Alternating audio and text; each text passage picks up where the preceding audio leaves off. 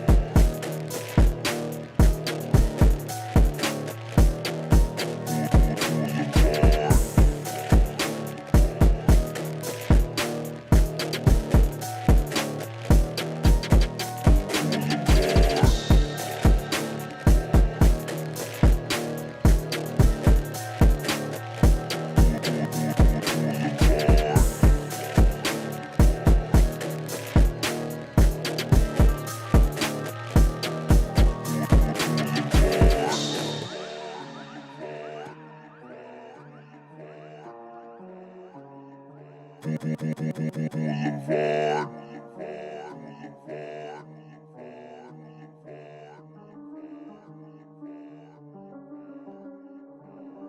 Oh, so cursed, may you burn in hell forever, forever, forever, forever, forever. Boulevard.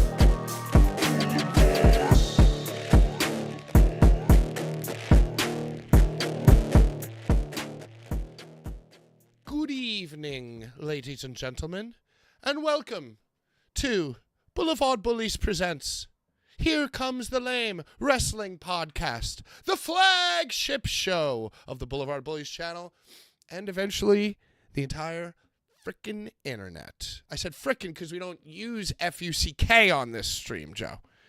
No. And if we do, few pennies go into the swear jar, which is still more than any ad revenue we receive on this channel. Hello and welcome. Jedi Joe in the house. Ladies and gentlemen, my co-host. I'm the worst host ever, PK, Boulevard Bullies. And my exalted co-host, the flagship Joe himself, Jedi Joe of the flagship show. I see that you seem to have cleaned yourself up a little bit. You started reintegrating yourself into society. Yes, we've had a lot more time in our hands. First of all, welcome in, everybody. Hi. We've had a lot more time on our hands. We were able to finish Final Fantasy early Monday morning. It's done. And then I had to lay there for 2 days because now there was a big void in my life. No, seriously, I was really tired at the end. I was just like, oh. You were closing your eyes and seeing the battle mechanics. Yeah, I got to get back on my computer. I'm like, no, I don't. I don't know, I don't. I don't got to load up the PlayStation. So, yeah. 10 out of 10 game. Took me 110 hours? 120 hours? All right, it seems about right. That's about how long it took me to download the original game remake on my PS4. Yeah, that took 120 days. Yeah, it took a while to download. So we might get some complaints about me wearing my blue light glasses because it reflects the show, but I need to wear them because it affects my sleep. This guy freaking almost went blind last week playing Final Fantasy VII Rebirth. I bleed Final Fantasy. I lost sleep. No, I actually got pretty good sleep for the most part. I wasn't really... get out of my way. I got to go downstairs. I'm like, I think my girlfriend suffered the most from it. She just wasn't getting any time whatsoever, really. She just heard screams coming from downstairs. Yeah, it wasn't that bad. The game difficulty was definitely I think towards the end I was getting a little triggered because they decided to do an hour, a whole chapter long boss fight. So... But that's just how these RPGs get. It's an amazing story and great game, and then when you get to the end, it's just a clusterfuck. It's just throw it in. Now, did the ending satisfy you, but also leave you ready for more? I'm ready for more. The ending was not satisfying, but there's still one more part. So it was just straight on cliffhanger. See you in a few years. Yeah, not like a hard cliffhanger. It's just kind of some more questions. Kind of an ambiguous kind of ending, but then it's oh, well, we still have to beat the bad guy. Even though we fight the bad guy at the end of every game, we're still gonna have to fight him at the end of the last game, which probably won't come out for another 4 more years. So. Right. You know what I think you should do? I think you should start tweeting them and complaining, where's the next game? Just get right into it right away. Yeah. So all in all... Well, I mean, a lot of it's already done. Maybe they can get it done in 3 years, Because I don't think they're going to advance the combat any more than they did in this. I don't think they have to. Because all they added was some new moves, some new spells, and then the synergy tag team abilities, which were big. And then, that was the big addition, basically. Yeah, and new music, and then obviously made it extremely open world. But, and then this time they made the side quests matter. That's why it was so much. You couldn't just blow through the story. It was oh, I'm going to try the side quest. And it's okay, now we're in this new area, and this whole big area opens up. Now I got to do all the side quests, all the Fiend intel, all the combat data, all the relics, all this. I got to wrangle the chocobo for this area. How do I get around this area? It's just and then it would take just days and days, just 2 or 3 days to get through one area. So it got a little tedious. It did, but then when you got to the new area, you're hearing all the music, you're meeting those next characters, the events are folding, and you're I definitely felt a little burnout in towards a little bit, not towards the end, but just in the middle. It dipped a little bit. I think I just didn't have it was kind of my sleep was getting messed up. My body bounced back, so you're back. We're back. You look We're good. showering. We're showering again. We're showering. We're eating. We're showering. We're eating. And next week we're eating on stream, both of us. Yeah, I already ate. So yeah, next week I'll eat on stream. We'll have like a 10-foot hoagie. Yeah, maybe we'll do. We do. Yeah, I'm gonna get one for too. Mania. We'll just have like a big hoagie and just like just mukbang stream. Yo, you know what? Since they banned TikTok, there's gonna be a power. There's gonna ban TikTok. There's gonna be a power vacuum. So all the thotty TikTokers are gonna become NXT wrestlers, and then there's gonna be a whole power vacuum for new influencers, and on a whole new platform. And me and you are gonna corner the market on fucking mukbang wrestling videos. Mukbang We're gonna be wrestling podcast. We're gonna be the flagship show of mukbang wrestling pods. Flagship sub. And then, of course, that'll start. We'll eventually open up a chain of restaurants based on the mukbang viralness. First food cart, and then right. Just like Mr. Beast. I mean, Mr. Beast did it with a burger joint, and people just go there because it's Mr. Beast, and the food fucking sucks. He looks like he should work at a burger joint. The guy's a millionaire, and he's just boring. And that's just how our society is. You don't think he secretly parties? I'm sorry? You don't think he secretly parties and like gets into weird shit? I'm sure he does. I mean, like, eventually it'll come out, just like Vince. You know, fucking Mr. Vince, Mr. McMahon, Mr. Beast. The similarities are all too chilling. Mr. Sinister. What about you? Did you accomplish anything in gaming or at all this week in your personal life? Well, personal life certainly not. Gaming certainly not either. See, Joe, I have a fucking problem, dude. And this happens to me with Dark Souls and Bloodborne. It was happening to me way back in Skyrim days. Sometimes the game is so dope, and the branching possibilities of what to do and when to do it and how to experience it are so vast and satisfying to me. Like, the thought of all those options is so satisfying to me. You get nothing done. I get abs.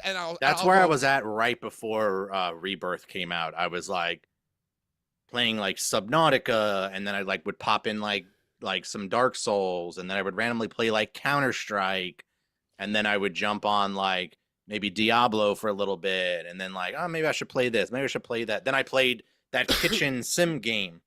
Yeah, you were so... What was it called? Burn It Down or some fucking shit? Or Recipe for Disaster. Recipe for Disaster. I was playing that for a little bit. Then I play World of Horror, which is like a Japanese manga, like, you know, RPG. And like, I was all over the place. Did you beat any of these games? Did you like get deep in and like get into late Subnautica, game? I got almost to the end. This was like for the last 3 months because like I'm like, yeah, I'm playing Diablo, but Diablo ended up fizzling out kind of after the second season for me. And we're just kind of like trying to get to this point with Rebirth, you know what I mean? So yeah, well that's basically, see, what happens to me is, so in Elden Ring, like, I'll make my character and I'll experience it just instinctually, like, you know, like first time, and I'll go 20 hours deep and be like, okay, I now understand the game. Restart. And like, so like, that's a serious problem I have. And then like, yeah, because if you redo the content again, you can like then expedite Burnout again.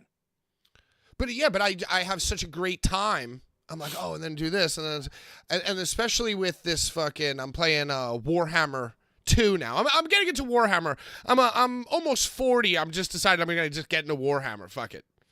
Yeah, I mean, that's around this age is when guys like us get into like Warhammer and like MMOs and stuff, you know. Oh, geez. Well, it's all downhill from here for me. And, you know, so it's like turn-based, and you make your decisions, and there's like diplomacy and war and what units and managing units and all this stuff. And I've started that game over like 6 times this week. Like, I've played. Why aren't you starting over? Why don't you just go through and learn from your mistakes, and then eventually, like, I never. Right. I didn't restart Rebirth. I don't know why. It's just a huge, like, and so same thing would happen to me for Rebirth, Joe. Like, the more open it is, the less likely it is that I'm ever going to get to the end, because I'm just going to get so overwhelmed and restart. Elden Ring? I did finish Elden Ring. How many times did you restart that? Probably just that one time. But I did do it after like a significant. I did it after like 15 hours. I was like, all right, well. I still didn't restart, even though I like failed dramatically, like screwed myself over for like 6 hours, and I couldn't find the bonfire or the grace. Right? When you light the grace. Yes. I couldn't find, the waifus. And I was just like, what's going on? Why am I getting destroyed by this boss? And I'm like, oh, yeah, I'm not leveling up, but where's the thing? I'm like, oh. Right. Yeah. That could sometimes happen. The second I found that and leveled up and went, and I killed the guy in the first try. Nice. Oh, yeah. Shadow of the Erd Tree about to drop. I guess there's not really anything else. What's like the next big release on the horizon in the game? Well, probably, Shadow. Shadow of Erd Tree is in the summer, right?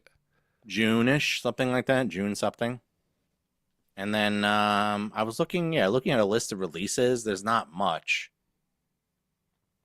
Yeah, you had 2K24 coming out. I think I looked at a release and I'm like, yeah, I don't think I'm getting anything anymore. Like, I think I'm good besides that. Yeah, I don't really think. I guess it's like the summer is the next. I don't think there's anything. Yeah, but there's no big games, at least not on my radar. I'm going through a list now, and it's like, you like Destiny?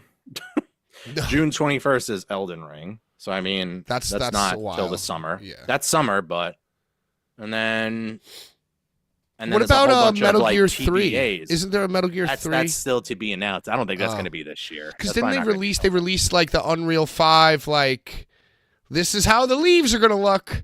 Did you see this? Yeah, they released the trailer. So, but that's not going to happen until 2025. Oh, okay. At least I don't think. There's definitely no date. Yeah, I guess there's nothing really cooking. No, I mean, I'm fine with what's out. There's plenty for me to play and stuff. And I'm about to do a lot of retro gaming and achievement hunting and that. Randomizer fun on stream and stuff. Everybody follow every Monday, Wednesday. Every Monday, Wednesday. Monday. What days of the week? Monday, Wednesday, Friday. Monday, Wednesday, Friday. Twitch losing subscribers by the minute. Yeah. It's so funny because all the content was like toy and like kind of like action figure related, and then it's just like, oh, we're gonna play video games now, and the subscriber count just like just goes down and down. I'm like, not one of you guys are into fucking video games, right? Not one new person. Not one. You know what? Actually, side note. Do you remain? What was the fucking name of the? Oh shoot, swear jar. What was the name of the tag team?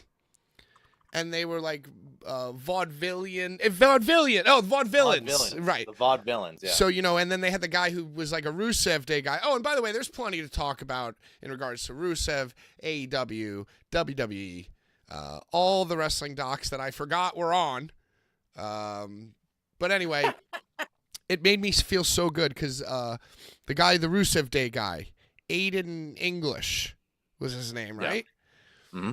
I don't know what his name is now, but he does like Twitch and he's like a big gamer and like I guess he was doing commentary at TNA for a while or whatever, or MLW or something like that, right? And the guy's not poor, like how you were saying your rig is basically all like taped together, it's all like, it's just a lot of wires. It's clean for the most part, but right. Well, mine but is it's a lot like of wires. The McDonald's ice. I'm running this off of the McDonald's ice cream machine. But the this Oreo McFlurry that's always down. So this guy, fucking Aiden English, like he bought all the gear. He just like one day was like, I'm gonna get into this. Boom, boom, boom, boom. And but he bought like all the high end gear, right? Like he bought the all $400 Shure mic. The DSLR camera, the $500 pre-built gaming PC. Yeah, he had he probably has like a gaming PC and also a streaming PC. Probably this fucking guy, and like he was like, "Oh, this room in my house isn't doing. I'm going to turn the whole thing into a beautiful studio." Did his all the RGB and he got the lights that you got. He got the whole thing right, and I mean, he's interesting enough, and he loves video games. Seems like a nice guy. I met him once, by the way, at Outlaw. I was like, hey, do you like delicious beers? Because I know you like delicious whiskeys. He's like, no, I don't. I only like delicious whiskeys. I was like, all right, bye. Delicious whiskeys. Delicious. So, anyway, See you later. This guy's been bye. This guy's been streaming since like before pandemic or just right around there, and I guess he just launched a wrestling pod.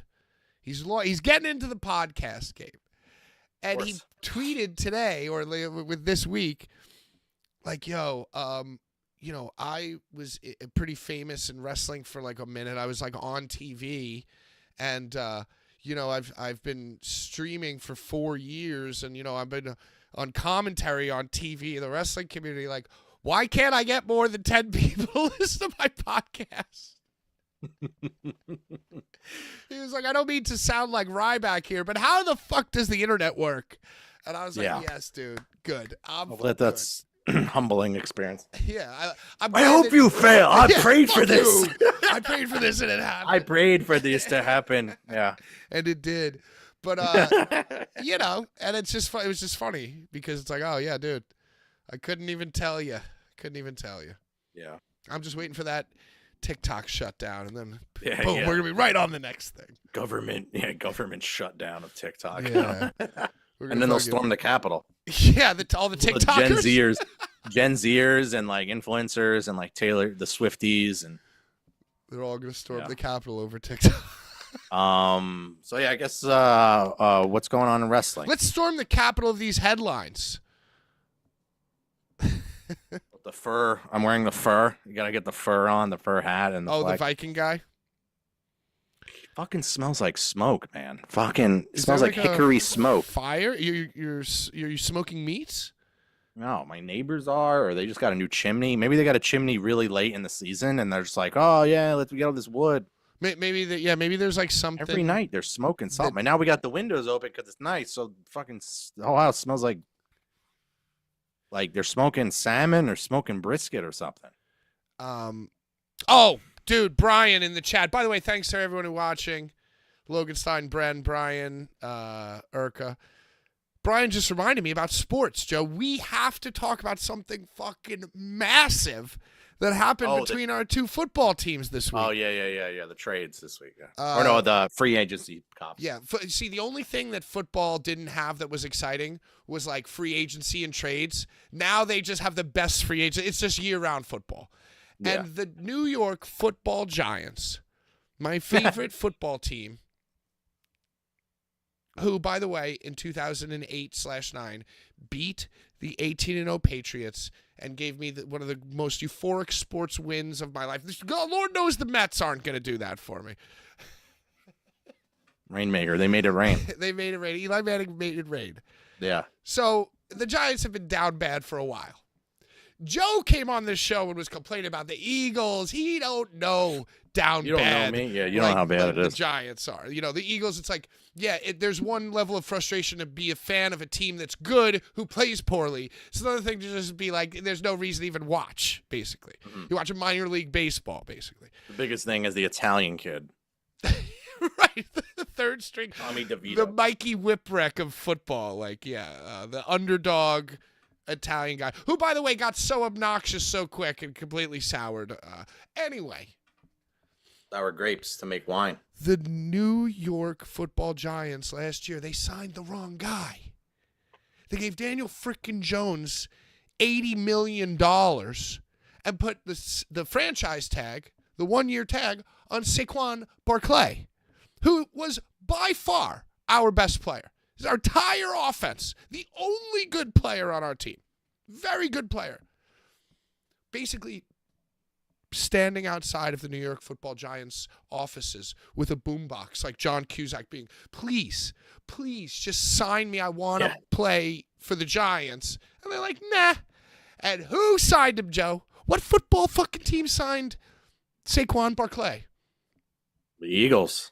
Sheagles. Fucking Eagles. I'm not happy about it. I mean, I was fine with the other two running backs, but I guess it is. Swifty? I guess it is.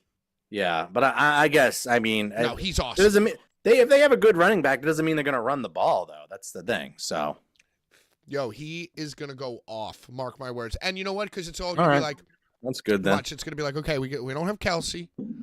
I think we got to look towards the long term and not have Jalen Hurts putting himself in, harm's way all the time. You know, he Putting fucked himself over. Getting himself over. 3 touchdown Jalen. You know, he broke his finger and that severely affected, you know. Things, yep. Yep. So, you know what? Let's take the pressure off Jalen. Let's get a fucking A++. They had an A+ running back with Swift, and now they went S tier with Barkley. And so the Giants not only lost their best player, just let him walk away. Our most hated rival besides the Dallas Cowboys now have Saquon Barkley. And the Cowboys got rid of Pollard. But I just heard before I went on the air that Derrick Henry signed with the Ravens. Man. I don't know, but you have 2 motherfuckers running around. And then Swift went to the Bears. Yeah, it's been wild. The Giants have nobody, and Aaron Rodgers is going to be running for vice president when the season starts. So he said something today on Twitter, and then people were just on his ass. Well, I mean, he's always saying something, I think. But what happened, I think, is Robert Kennedy, you know, I think, or one of these Kennedy guys who's alive is going to run for president. He's like the guy from Succession, the 1%. He's got 1% of the vote, you know. Yeah. And he's like the alternative guy. So he has no interest. So as a publicity stunt, he announced that he's either going to get Jesse the Body Ventura, still a wrestling podcast, or Aaron Rodgers as his vice president. And you know, that's why I was like something about running mate, and then I see like Aaron Rodgers on the TV, and I'm like, what? Well, and Aaron Rodgers said that he would be open to it. And then I guess because sure, I do it. Yeah, whatever. Because he's like kind of considered, I guess, a little bit of a conspiracy nut. I guess they came after him as being a Sandy Hook denier, like Alex Jones. Oh, that's what it was. And I guess they ragged him on Twitter and called him a Sandy Hook denier so much that he had to come out and be like, guys, I'm not a Sandy Hook denier. Like, what? Why is this happening? Yeah, fucking Twitter, man. Yeah. Hey. So speaking of being slandered and dragged on Twitter, Brock Lesnar is back on the WWE roster page. He was deleted off the roster page when the Vince allegations came out, and people kind of like threw him in the same boat. There was no evidence, so they just took him down. They took him off Mania plans. They took him out of the game. They took him out of the game. And now it looks like he might be back on the roster, and we might actually get him for Mania. Who knows? He might just show up. They were like, hey, it's too hot. Or one of the coders or programmers fucked up and just put his thing up by accident. I don't know. Dun, dun, dun, dun, dun. Bop, bop, boom. Boom, boom, boom. Bop, bop, boom. That double slap. Let's do this. Let's do this. That's the all-time Brock clip. I think the top 3 Brock memes have got to be, let's do this. The scream, you know, the gif. Ah! And the boombox dance. And close. This one. Honorable mention, him doing that move to Cena where he just hurls himself over the top rope. Those are the top 4. Mount Rushmore. Because he jumps off the stairs that are in the ring and then goes over. One of the best. What an amazing match. That was like the match of the year that year, bro. Because they were just like killing each other. No, that was the match when he suplexed them. The Suplex City match. No, I think that was the return match because Suplex City just brutalized him. Yeah, just did that the whole time. But the next one, he jumped off his staircase. Him ripping the car door was great too, Erica. Lesnar is into peeing. So he might be back. Who do you want to see him wrestle if he comes back for Mania? The first thought that pops into my head is Braun Breaker, but that's not the correct answer. I mean, that might be someone they just pop him in. Like, he might just be out, and he's like, I'm the next big thing. It's like, you don't really need, that match kind of sells itself. You know what I mean? So, well, okay. Yeah, I feel like they could book it a week. They could book it like the Raw, that the go home show, or fuck it, whatever. Maybe it's like McAfee and Cole versus Brock. But, okay, let's say it's Braun because I can't think of anything better. How does that match go? Is it squash one way or the other, or is it like you won my? I think it's you won my respect, kid. Yeah, I mean that was kind of the last match he did, which was what versus Cody, right? He did the Right. He handshake raised with his hand. Cody. Raised his hand. Yeah. Yeah, And they tried to Cody's do that. Cody's like And they came out like the next day. sold it really well. On Monday, it was Cowboy Brock and Cody were standing like side by side, challenging I guess Judgment Day or somebody. Yeah. Yeah, I think, and they tried to do it with Keith Lee too, where Keith Lee gets to the Rumble, Brock's like, "Whoa, meat." Well, they got it. Well, they're always putting Braun over. Didn't they have him get a rub from Taker and like somebody else? They gave him the Cena. He got the Cena handshake. Good job, kid. The reluctant put over. Yo, I can't wait to talk about The Rock. All right. Yes, Brock is into peeing, but you know what? They used to laugh at Quentin Tarantino for being into feet. So, let's not kink shame the man. Lives a humble I heard life. that his schedule. Opito Insider said that his schedule, he's going back to movies in May. Brock or The Rock? Rock. Is The Rock into I thought play? you just said The Rock. Oh, you said Brock. Well, I was thought talking you about were urine. transitioning. I was talking about urine. So that's how you know I was about Brock. Unless you know something about The Rock that we don't. No. Okay. No, I don't. I can't. I don't have any Any leads inside or anything like information? that. No. But yeah. So Rock news. I guess he is. I guess they were kind of presuming he was going to be on the Saudi show at some point this summer. But PW Insider Mike Johnson said that May through August or May through like the end of the year, he might not be around. He's like, just has prior obligations, studio obligations or whatever. So Yeah, and so he's not going to. Maybe I guess right after Mania he's going to be out for a little bit, which I guess makes sense. Oh, I would think so. And I don't think he's hitting. I don't think he's making every show from now until Mania either. I think he's doing. These 3 that were announced, I think, are coming to an end next week. Right? He did 3. He's doing 3 in a row, and then I think he's probably going to go away for a little bit, come back. I saw. Well, there's not much time. I mean, today is this week, the SmackDown tomorrow, and there's only. So it'll take like 2 weeks off, 3 weeks off. Well, 2. 3 weeks is Mania. So it would have to be another week and then or 2 more weeks and he just shows up at the go home? Yeah, maybe. Or maybe doesn't even show up at the go home, maybe just drops something online. Or maybe they do like a press conference thing, like a weigh-in shit. Yeah, they can always just like randomly do a contract signing or something like that. Brian's saying it's the Rock's last 5 shows. So you were saying the last well, no. Is he saying that The Rock is 3 SmackDowns and then 2 Manias? Or is it? Are you counting Mania? I mean? Yeah, I don't know, but yeah, I guess we are. I guess there was 3 shows and then it's 2 weeks, so that would be 5. Yeah, I don't know. It's interesting though. I saw. I've been laughing to myself as The Rock. I just feel like is exposing himself more and more as like a little Hulk Hogan-y. Like a little like that don't work for me brothery. Like I don't know. Like he's kind of corny. So that's kind of the discussion online. I saw somebody posted a thing of him at some awards show. And it was Oscars? I don't think it was the Oscars. Maybe. I don't know. That just happened. So I don't know if as I was watching it, I didn't even think about when it was, but it's Hollywood. It's actor Rock. Yeah. And he's on the red carpet, and the woman is like, she's like a British reporter or something. She's like, oh, you're a wrestler. Like, I bet I could beat you in rock, paper, scissor. And so she goes like this. It's really funny. She goes, rock, paper, scissor. I win. Because the Rock's still doing this. And she's like, I win. And he goes, well, no, you didn't win. You cheated.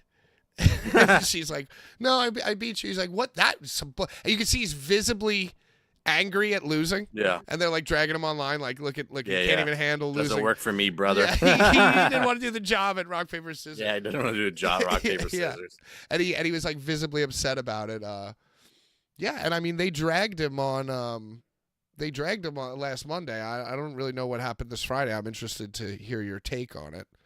I watched it. I watched the 2 weeks. Like I watched 2 weeks ago when you explained or excuse me, I watched his segment on Friday SmackDown, and then I watched the Raw with them too, and then I watched the SmackDown from last week. So I watched all the. I was catching up. Right. So I missed the Cody slap, but we'll get into that. My biggest story of the week, Joe, the thing that rocked me to my core. Rock me, sock me. Miro and CJ Perry. Who was this reported by? Is this real? TMZ itself, Joe. Oh, okay, it's real. TMZ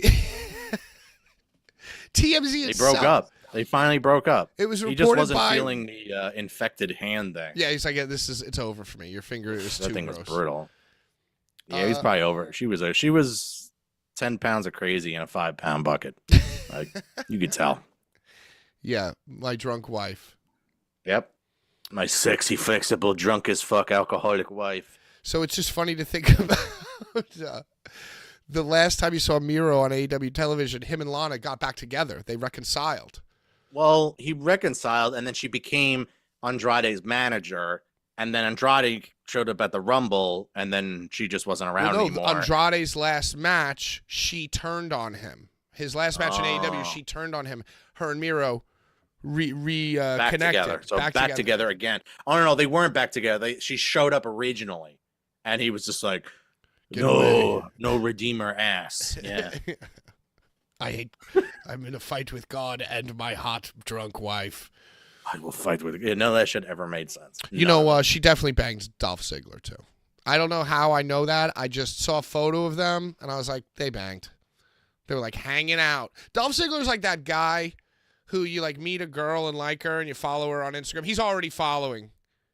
He's already there. Or he follows her and then tries to swoop in. Yeah. I mean, I think that I think Dolph Ziggler's just one of those guys. I think you're gonna hear that not too soon from now. Well, that's a bummer. I wish Miro would come back. I've always liked Miro. He seems like a cool guy. He likes to play FIFA. He plays video games, and he just loves America. You know, he's happy to be here, and seems like a cool guy. Yeah. Speaking of couples. All the best. Thoughts and prayers. Speaking of annoying wrestling couples. Still friends, though.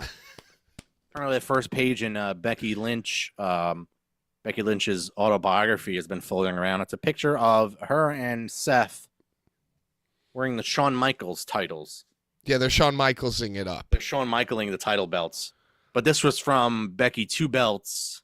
So 2018, something like that. Yeah. So she has the women's, the Raw and the SmackDown women's title, and he has, it's just like a selfie in like a hotel. And then Dickhead Seth is wearing his WWE title. I mean, I thought it's a cute, silly picture. It's not like they're not doing the full Shawn. You know, they're not like sexy. No. They're certainly it's not just doing like the they full happen page. to be naked. Yeah. And like we're like, oh, let's put the belts in. Oh, that'd be funny. And then like the picture name never surfaced, of course. She never got hacked. Right. And she put it as the first in the foreword of the book. Bet you didn't know that this photo existed. Yeah, whatever. It's just going around and it's already annoying. You know what I mean? It's annoying. It's like not even like a high quality image. It's like this shitty kind of picture and like it's just a goof. It's just a goof and it's everywhere. And everybody thinks it's like an important moment in wrestling history, which it most certainly is not. I think it's because it's so long ago. It's like it was actually before she had the kid. Who knows? They might have did the thing that night that produced the child. Moment of conception. The conception. I feel like let's take this belt photo. I feel like that was the one. Yeah, that might have been it. That might have been it. Like I could have. I felt good. I felt good about. The what? I felt good about that. That one. I feel like that was good. Yo, I just can't stop remembering now. Like the Seth was in a storyline where like he lost a match the night before on the pay-per-view before, and in turn like lost his smile. So like the next night he came out like he hadn't slept, and he was just like a zombie. And he was just like staring there with like a 10,000-mile stare and all this stuff. But it just so happened that was that morning it broke that Becky Lynch was pregnant.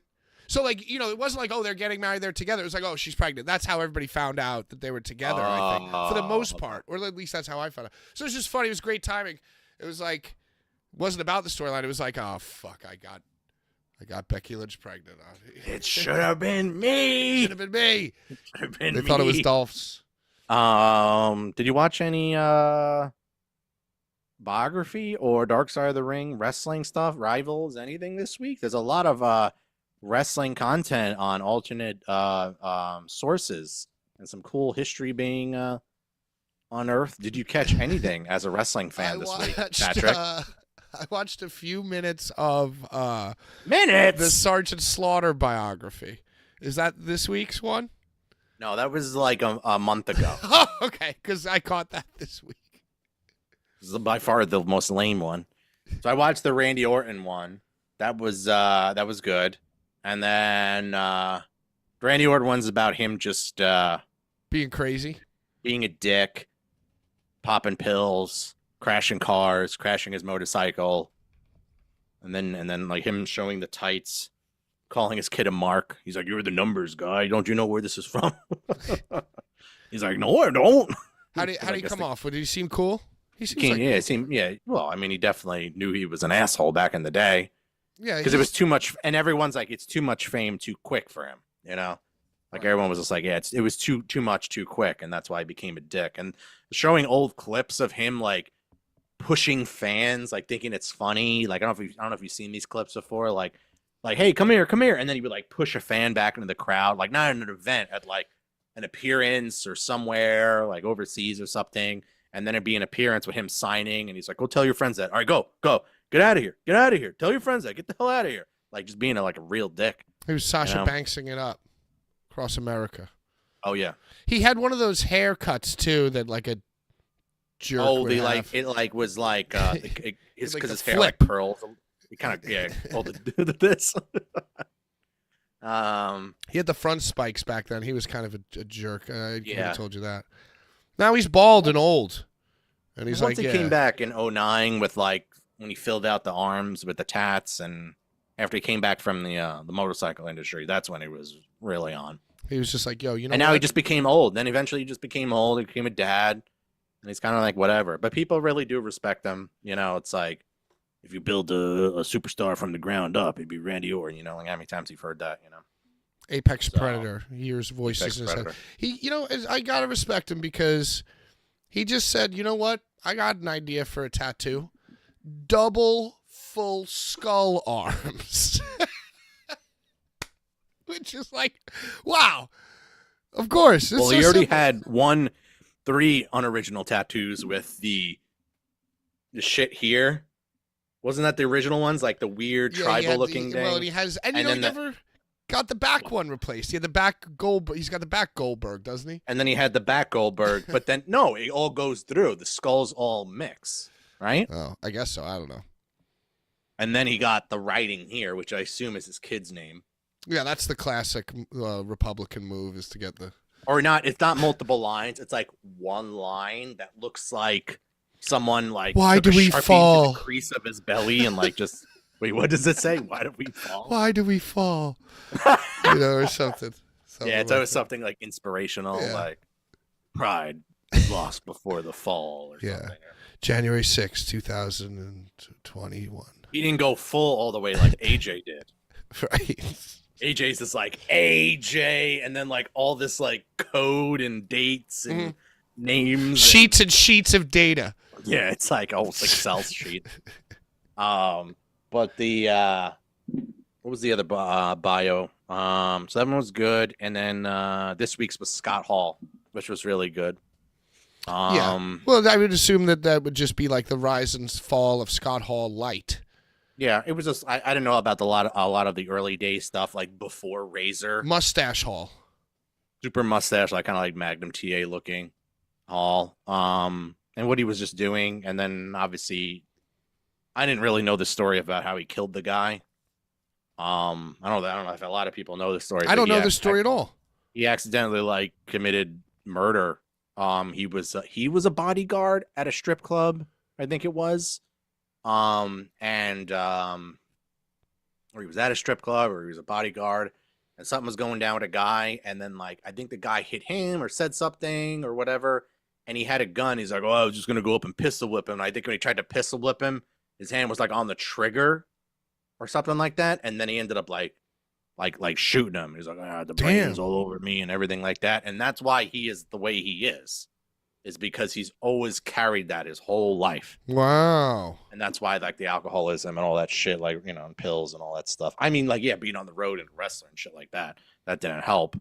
But, you know, Hunter, Nash, Six, Dally, like all those guys, like the closest guys to him, you know, they're always talking. It's like, yeah, like Hunter was like, oh yeah, when you're hanging with him, with a group of people, he's manageable. When it's one-on-one, you know, he just goes, you know, to that dark place, and they start telling you one-on-one about like, oh, you know, I wish that day I didn't kill that guy and this and that, you know. And he always had suicidal thoughts and stuff all the time too. And, you know, I mean, he tried a few other times to kill himself too. Yay. Yeesh. He died, right? He passed away. He passed away a few years 2022. Ago, yeah. Rest in peace. But yeah, great bio. I would definitely recommend it because Razor is one of the best. Yeah, one of the best indeed. And you know who else is one of the best? Buff Bagwell, who had the Dark Side of the Ring that I also didn't watch. That one was good, but not much meat on the bone with these Dark Side episodes. Yeah, it seems like they're kind of grasping for tails. They're scraping the bottom of the barrel. Brian Lash on Cornette? Brian Last, yeah. Brian Last. He was like, they're gonna take a wrestler sneezing and make a dramatization and like reenactment out of it because they just want to do anything, like, because they just like doing those reenactments, you know, where it's like the guy goes really slow for the punch and then it's like falling through, like, you know, because that's like they get studio time, you know. That's probably the most fun part. Like, you know, they don't like going to these guys' with the houses. lighting and the smoke and the blurring of everything, cool. You know. Get like a hot woman to walk around like Sunny, like light it like you're. But it's a blur. It's always a blur at the back of the head. Yeah, backlit. Yeah, super dope. Yeah, the funniest one that comes to mind is like. At the Bash at the Beach one, you know, the one about Russo like yelling at Hogan. They're like, oh, well, we got on the plane and we were going home. We were in the air on the plane popping champagne. We thought we did a job well done. Meanwhile, Vince Russo's yelling at us, and then they do a dramatization of like 90s Bischoff and Hollywood Hogan on a plane, like cheersing, like. It's always like. Yeah, they're like laughing slow mo. Yeah. Yeah, you just see like so like with the Buff Bagwell one, there was probably like a backlit shot of a guy with like a giant top hat at one point, right? Like the Buff the stuff. But it was also he was, you know, he had a lot of stuff, not that much stuff before. You know, it's like I'm his first wife, I'm his second wife, I'm his third wife. And then just his journey up to WCW, you know, American males. That so Riggs was on there, but the Scotty Riggs is also going to have his own Dark Side as well. Yeah, because they got both of them, so like whatever, we'll just make two. Like fuck it, like we'll give them both the payday and get 2 episodes out of this, I guess. I don't know, whatever. So the leaving Riggs, joining NWO, and then that lifestyle, and then once he's in the NWO, like that's when things got, you know, pretty dark and shit, and then car accident, going to the E. You know, they loved him in the E because he was in shape. But I think he had like they says, oh, I had one bad match against Booker T. And then they're like, oh, we got a big thing for you next week on TV. And that was the last time I ever worked there. And they fired me the next week. And that was pretty much it. Huh. And then, like I said, not too much meat on the bone or anything to really talk about with the Dark Side stuff. The resources really aren't there. Well, you know, somebody... Urka says, what sucks is, you know, there are some better stories out there, but that you can't get to them. They've been silenced. But, they did Owen Hart. They did fucking Benoit, which are the 2 big ones that pop into my mind. They did Plane Ride from Hell. They did Jake the Snake. They did freaking Marty Jannetty. Have they done Eddie Guerrero? They did Eddie Guerrero. You did? Damn, that must have been season 1. Yeah, I remember watching the Eddie Guerrero. They did a lot of stuff. Like there's only one story in my mind that needs to be done, and it's Vince McMahon. It's happening in real time, so. Yo, but that might be the play. Let's quietly. How can I miss you if you won't go away, Dark Side of the Ring? And then come back with like a 3-hour Vince fucking Dark Side of the Ring movie, kid. Kid. Oh, that would be awesome. Because like, what Dark Side of the Ring do you think has been left on the table? Are there any? Yeah, I don't. Not that I can think of. I'm sure someone that maybe knows their stuff better than me. Like I have a bad memory okay. Eddie was in the Benoit episode. You know, I immediately thought too. They did a reenactment of Eddie Guerrero like dead in the hotel room. You know, like the dimly lit hotel room. I guess that was in the Benoit episode. I don't know. I thought they did Guerrero. They did New Jack. Well, it wasn't Benoit that discovered him. It was Chavo, right? Chavo discovered. Yeah, I guess so. Yeah. Chavo discovered Eddie. But yeah, also Buff was a male, kind of like a male gigolo. Accidentally, he went on some show. He was married at the time with his like third wife, and then he went on some show. And then they were recording. It ends up, and he's like, calls his wife. He's like, yeah, they kind of lied to me. It's more like softcore porn. He's like, she's like, you better not fucking do this. Like, oh, well, I need the money, this and that. And then, you know, there wasn't really much to it or whatever. So. Nice. Well, shout out Buff Bagwell. Still alive. Still alive. He's still alive. Still alive. But yeah, I haven't looked at the Rival stuff. The Rival stuff is apparently a lot of recycled footage. Nothing new filmed. Right. So, it's more like I'm not gonna straight to like, DVD. Yeah, like I'm not gonna look at something that has The Rock from like 15 years ago. Like it's weird. Yeah. You know what I mean? Like looking at him, I'm the same. Yeah. I don't know if Kane had a biography or maybe the first Rivals episode was Undertaker Kane. Yeah, Rivals is always who were rivals. Two people, right? Yeah. And you know, it's just I think it was Edge and Cena, Kane and Undertaker. I don't know who else. Yo, yeah, that's more like kayfabe WWE speak, you know. And like to hear Kane talk about the psychology. I think it's them just trying to get a cash grab, like, you know, more shit. More shows, more content. You know. Yeah. I guess that's it for headlines this week. Nothing really else happened. No, nothing at all, really. I guess we'll talk about AEW now. Yeah, nothing really happened in AEW either last night. Kind of a dead episode. Nobody's really talking about it. You know, none of the anime marks are out, you know, waving their flags, their Sasha Banks flags. Yeah. So that's the biggest headline of all. I think before Dynamite yesterday, Mercedes or whatever posted something about her she was in Boston. Right. She's like, oh, I'm home. So it's like they really had to hammer home how blatantly, bluntly obvious this was. You know what I mean? Like it just really takes all the, like it didn't have any juice to it to begin with, and they just had to like really make it as cringe and lame and like unsurprising as possible, you know? And I think they really did think they had like the female CM Punk with this one, bro. Oh man, money. No, she had so she comes out to a different theme now. Oh jeez. It's all so they're at the TD Bank in Boston, of course. So they had to give her a home field advantage. Sold out.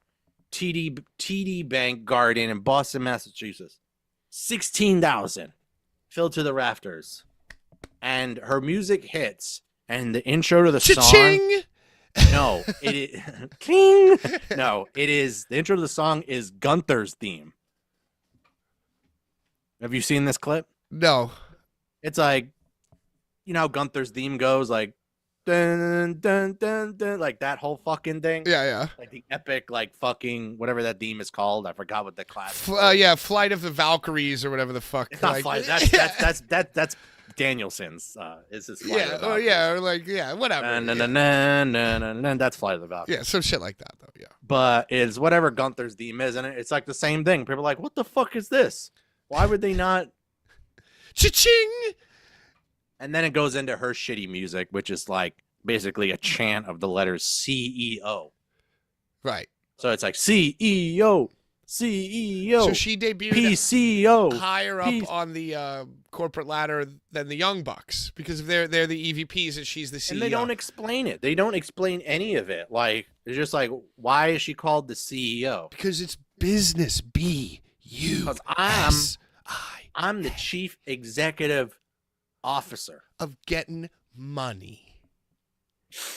So yeah, lame chant. Then she starts. Excuse me. It's all the fucking smoke. Somebody's making a brisket too close to Joe. He's freaking out. What's going on? You're always going to equate your memories of Final Fantasy VII with wood. You're smoke. ruining the experience. Then she started. So she has a long-winded promo to start. I am here. Yeah, in AEW. Yeah. Sasha's always been bad on the mic. She's always been terrible on the mic. So I'm just like, sit next to my girl watching this, and I'm like, time to stink it up. Let's go. And she stunk it up, bro. She stunk it up bad. She's like, yeah, I have arrived, and blah blah blah. And people are like, and if it don't make sense, then it doesn't make money. I wish she kept the old theme. So we could have been like, money. I think that's why she got rid of it. Because it was a meme. It was a meme.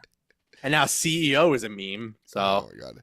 She's just a meme, bro. I saw that everybody really does think she's the biggest star. Like in her own world, she's like the biggest thing. Yeah. She's like a little mini Jade Cargill almost. Yeah. You know I what mean, sure. I mean, she could wrestle better than Jade, don't get me wrong, but she's super injury prone and has too big of an ego. So it's like. And she's not really, I mean, I don't know. She's not a draw. Yeah. I mean, listen. Well, she's damaged her. She was a draw, but on the circumstances of how she left the E, how long she waited, and then how she decreased her brand and her value in New Japan by doing nothing and then getting injured and then doing all these stupid things at Comic-Cons and saying all this stupid shit. And basically being a bitch in general. Yeah, just being a bitch. And the photo meme, she wouldn't stand next to the fans. You remember? I mean, I think Naomi finally caught wind of it and was just like, but I think Naomi and Bailey were there also last night. Everyone's like, "Oh my God, it's so amazing! They allowed Bailey to come to the event to support her. This shows that there is a relationship between the." Shut the fuck up. Hey, how about this though? Why did they allow Bailey to go to an AEW show for Sasha Banks, who's not even on the roster? But they wouldn't allow Kevin Nash, who's on a Legends contract, to go to the Sting list. I think Kevin Nash just didn't want to go. I think he ended up saying he didn't want to go. I think he went on his pod, was like, "Oh, they invited me, and I just didn't want to go."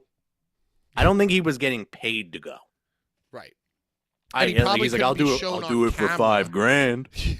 I'll do the powerbomb for $5,000. Yeah, you remember that story? The money mark, right? Did I tell you that, or did you know that already? I know Young that Bucks somebody told it. Young Bucks told that story. They were like, "Oh, we're working for this like crazy money mark out west or wherever it was," and he comes out. Kevin Nash does his match, and when he comes back, he's like, "Why don't you go back out there and powerbomb him for another $5,000?" And he paid him. He just went back out and jackknife powerbombed him again. Awesome, great story. Yeah, Kevin Nash don't give a fuck.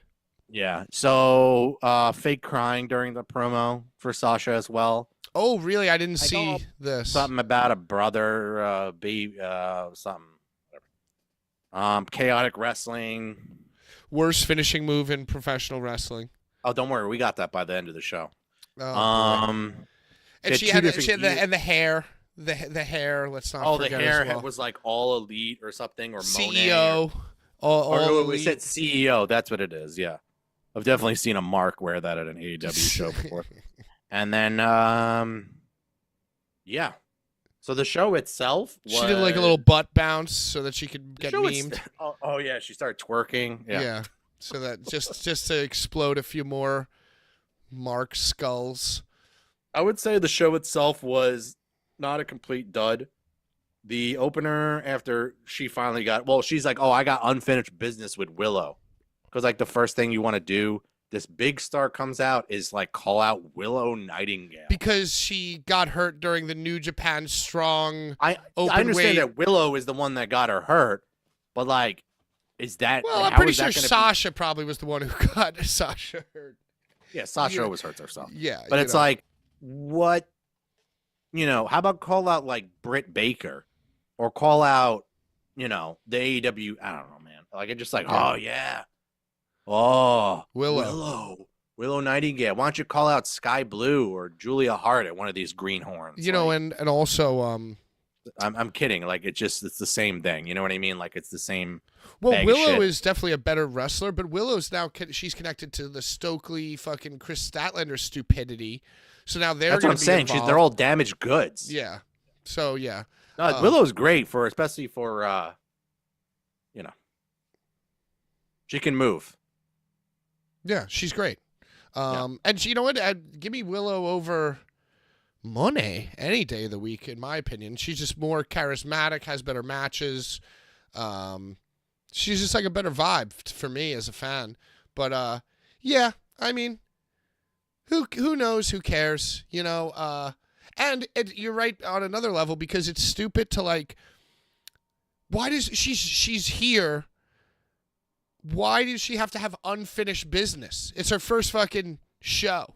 So you're going to call back... Unfinished big business.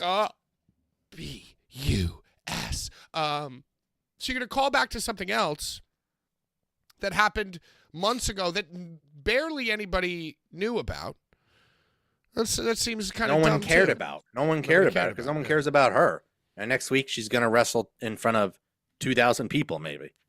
If she even wrestles. They're probably going to hold out for her till like a pay-per-view. Yeah, I would pay-per-view her up.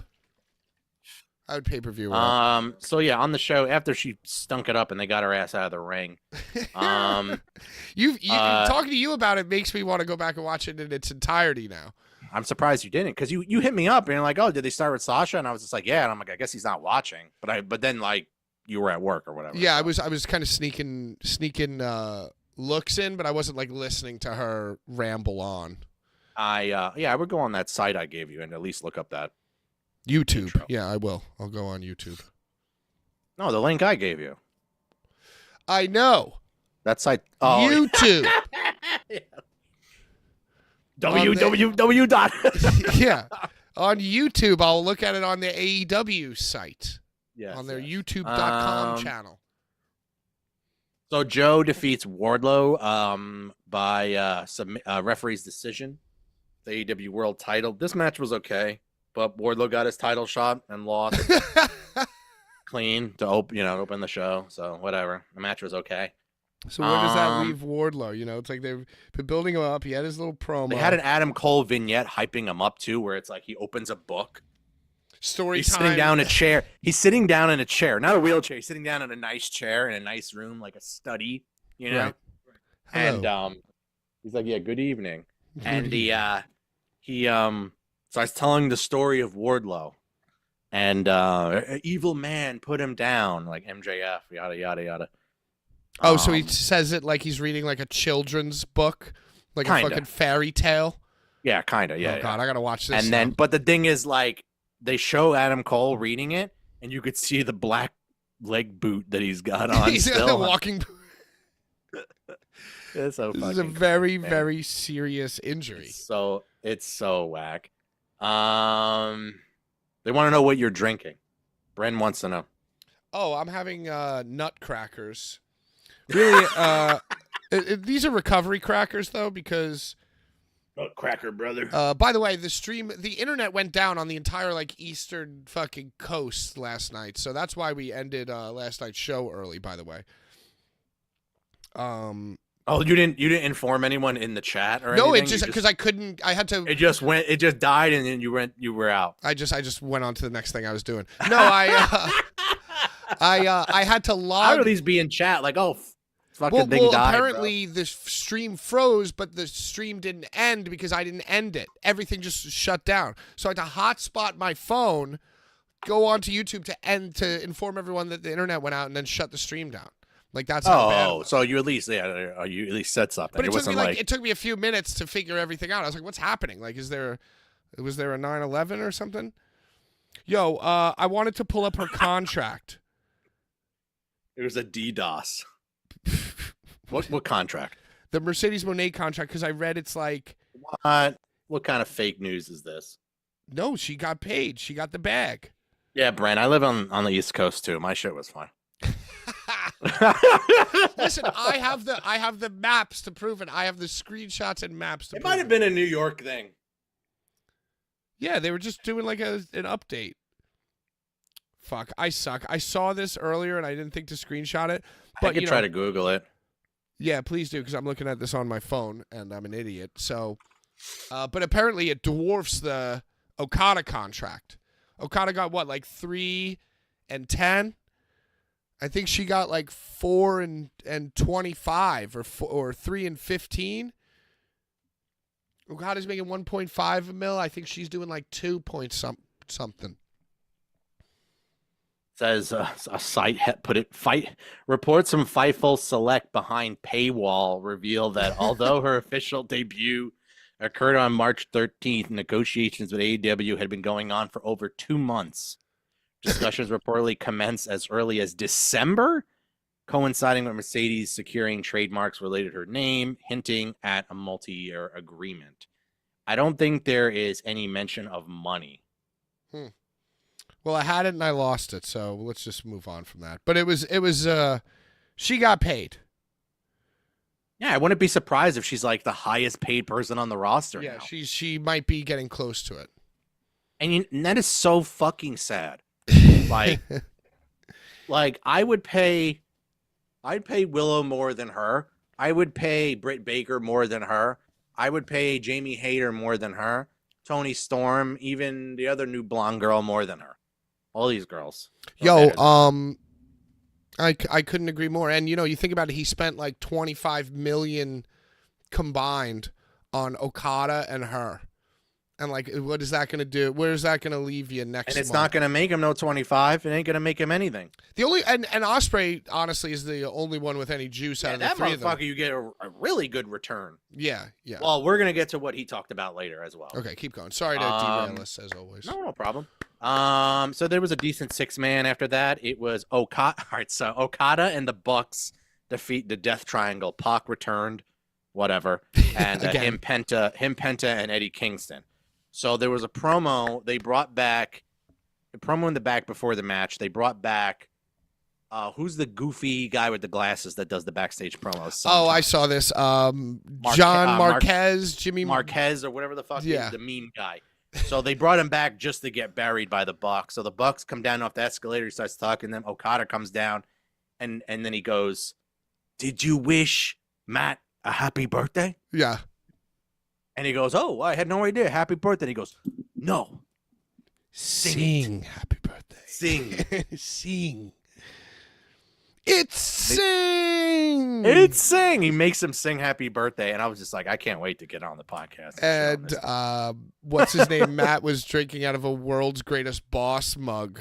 Oh, what? From The Office or whatever. It's so stupid.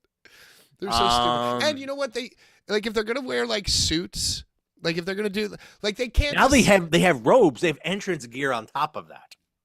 They have like giant like MJF style like big like dramatic boxers robes. Yeah, and they like go on the ground and shit. And they switched from the money shooting to their business cards shooting. But then because Okada has the money, so it's money and business cards. Because they probably it's money, it's business cards for them, but they didn't have cards because probably Okada because Okada came out right after them. And they're all three of them money. So they have the Cody ramp. I think this is also why they changed back to the TNA 2-sided. So they could come out in the middle. So the guys could come out in the middle. Just so the Bucks can come out in the middle. And Okada comes out in the middle too. That was the only reason they had the 2-1, so Cody could come out in the middle. Adrenaline in my soul. You know what clip I saw today before we came on when Cody was like on his way out and like super fucking hated, and he threw the weight belt the heavy leather metal buckle weight belt into the crowd. Have you seen this? No. And the fans threw it back in the ring. Wow. And it, like, hit the second rope and hit Aubrey Ed. And then he's like pointing at him like real heel shit. Yo, well, we'll get to Cody in a minute, but man, you know, at the time I hated him too at AEW, but I would love to one day sit down and like watch a Dark Side of the Ring of his entire run in AEW, complete with reenactments of exactly what you just weight belt, everything. What do you want to talk about? What do you want to talk about? Yeah, so that was a lame promo in the back. Show had Renee all over it per usual. Hell yeah. Jay White gets stuck in the middle of the card defeating Darby Allin. And they end up killing Darby Allin. They do so remember how they were the scissor the Bang Bang Scissor Gang? Yeah. That's already no more. Meta faction. That's already no more. They turned on Billy Gunn because they tried to kill Darby. So the Acclaim came out. Billy Gunn came out, and they were about to kill Billy Gunn, and then Acclaim came out, and I think they then hit Billy Gunn anyway. Yeah, because now it makes sense because now his sons hate him so much, and they're with Jay White. Right. So now, whatever. So now I guess what are they? The trios champions?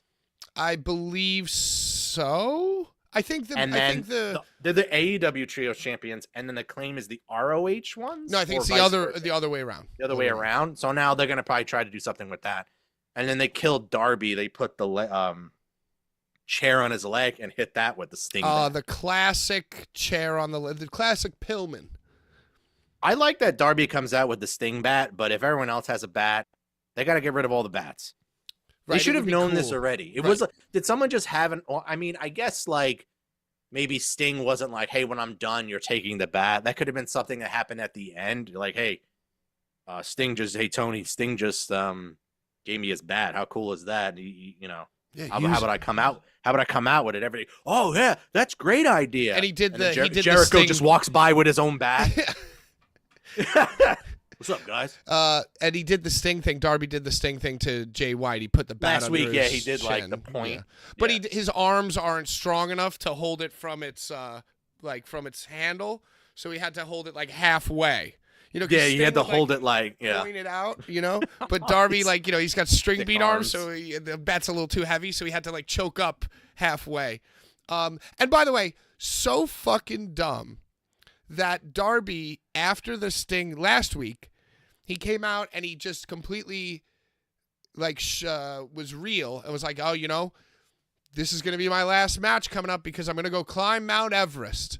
So instead of just letting him have his last match, and all the fans already know he's going to climb Mount Everest and like wish him well on his journey, they just wrote him off TV. So everybody what the knows fuck? he's going. Why can't we just have Everest.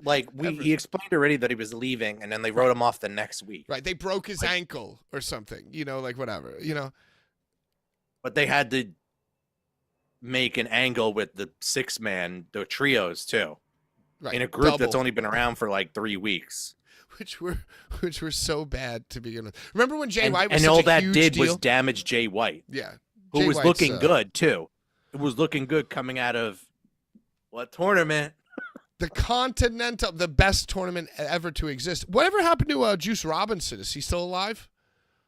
He's on the roster page, but I haven't seen him. No. He's probably on Collision. I don't watch Collision at all. I tried to watch it this week, but I think it got taped on. I was like doing something. I like had it on. I was like, I'm gonna watch it tonight. I'm gonna watch it, and then like I went upstairs and then came back and it was over. So I tried. Sorry. Yeah, Darby was fine. I thought that Darby exploded his liver when he jumped off the ladder, but he's fine. Wrestled a match and did crazy shit in the match too. He fucking just flung his entire body from the top rope onto the apron. I saw that clip. Yeah. And now he's going to climb Mount Everest. So good for him. T's and P's. Thoughts and prayers. T's and P's. I hope what he else wins happened back on this mess? Priscilla Kelly. Brutal, dude. The really terror bad match. Lion Hook making their debut. Chris Jericho and Hook? Yes. Defeat the Gates of Agony. So, and you know the Gates of Agony are? They're like the Mogul Embassy guys. The Yeah, like one of Bishop them's like Samoan, Bishop Khan a and Samoan guy looking Yola like... Leona. Yeah.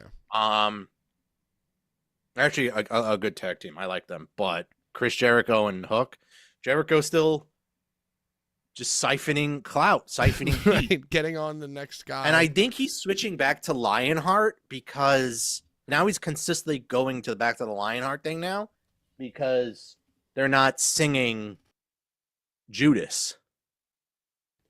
Because he comes out to a different theme. Right, they already own the rights to that original. Like, Tony already bought it for that one time, so it's like, it's just laying around. It's like the original theme he came out to in ECW. Right. He's trying everything. So now, no one needs a bigger break than that fucking guy. Like, I'm not talking like a break, like a moment. Like, he needs to go on vacation for like a year. Yeah. They have a roster. And not They're like go good. play Fozzy shows either. Like, just like go away. I mean, he could do that. That's income, but like, yeah. that's not going to affect his brand, I don't think. It just, if anything, they'd probably get more action at a Fozzy show because that's the only way you could see him, you know? Yeah, I mean, I don't know. And not at $1 AEW event or whatever they charge at, Revolution. It was $1 to get in for an AEW pay-per-view. I just feel like maybe if Chris Jericho stops moving, he might completely atrophy. You know what I'm saying? Like I don't think that Chris Jericho, his body can go on a break. Like I don't think he would come back better. With the drinking and shit too, like. Yeah, but even still, like think about. But he has money to like hire a chef and hire a meal plan. Or have a meal plan sent to his house. No, he's on the Trump diet. He eats the Big Mac. He's got the Big Macs every day, dude. He has a personal trainer. Like, it's when he's on the Trump money diet. To do that. You think that Jericho's probably the highest paid one, right? It's Jericho and Sasha. They secured him until I think he's got the longest contract. So I don't think he's got the highest annual, but they paid him for like 10 years or something. The fucking place isn't going to be around in 10 fucking years. They gave him like a lifelong. Well, Tony's going to own that money. The money's going to be there. Yeah, like Khan Senior's like, fuck me. Dude, it's like 1% of their total. This match was scored a 4.3 on Cage Match out of 132 votes. It bombed the show. The show probably would have been like, the show scored at 8.49. Poor sons of bitches. The main event was Willow Nightingale defeating B-U-S. Yes, Riho. Let's go. Riho and Willow Nightingale in the main event. The match was whatever. They needed somebody on the show a women's wrestler who was 80 pounds that Sasha could give her finisher to. Because she can't give it to anybody bigger than Riho. So she didn't give it to Riho. So first of all, this match was awesome. Whatever Willow Nightingale weighs, which is way more than Riho. Riho probably weighs like 90 pounds. Right. Maybe 100 pounds. 95. Yeah, 100 pounds tops. And I would say Willow is probably definitely double that. Yeah, I would say so. You're looking at like a 120. No, because she's a shorter lady. I'm going shorter. Yeah, 165. What? Really? Okay. All right. Fair enough. You know what I mean? I'm not trying to say she's, humongous. No, but she's a big boned lady. Yeah.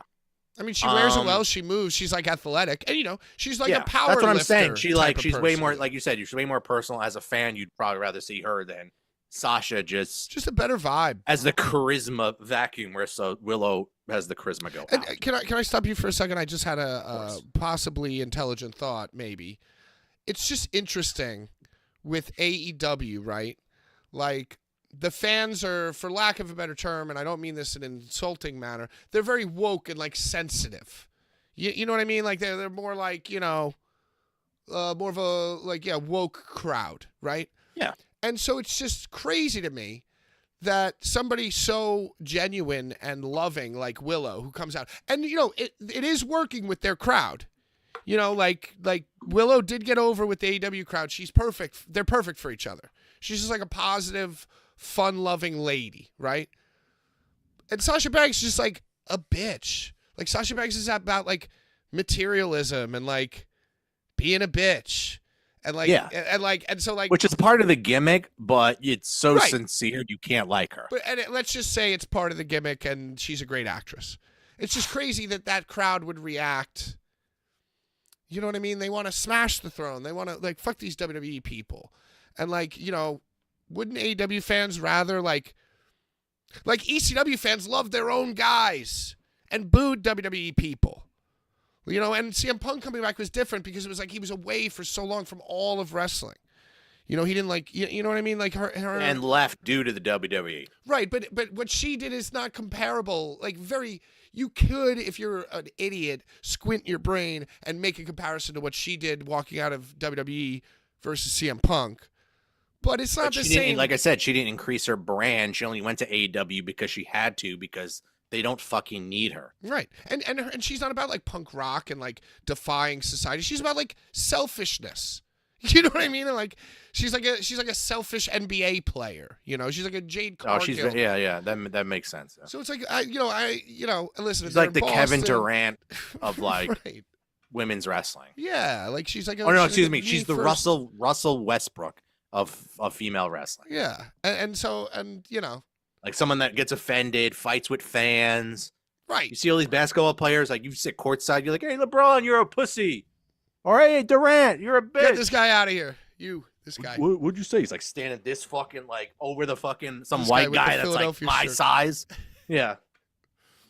We know it was you. We know. I kick him in the fucking legs. Just Durant, you got to chop that tree down. I mean, you seen his legs? His legs are like this big. I have bigger fucking calves and quads than him. Just snap his leg like just step on his foot. You break like 3 bones in his foot and. Kevin Durant. Yeah.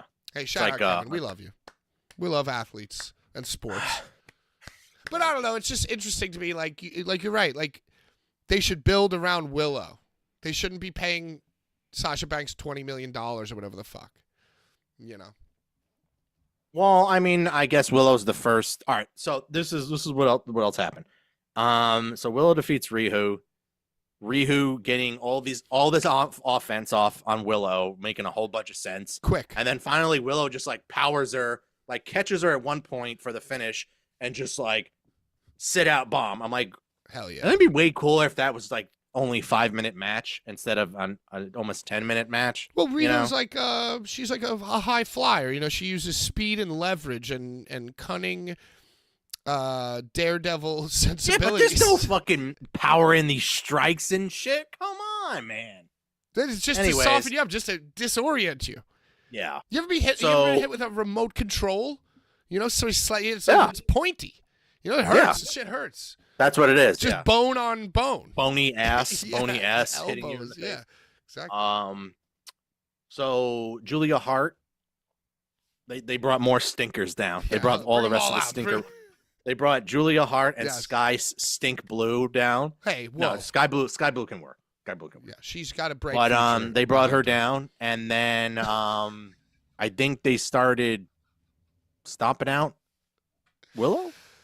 All the bad girls came. I think that's all that was. Yeah, and then Mercedes came down Cha-ching! in a different gear than she was wearing. She was wearing a coat. Right. All right, excuse me. I also failed to mention she had like a white coat, gold, all the sequins, all these things, and then she just takes it off and she's got this like, you know, sexy ensemble on.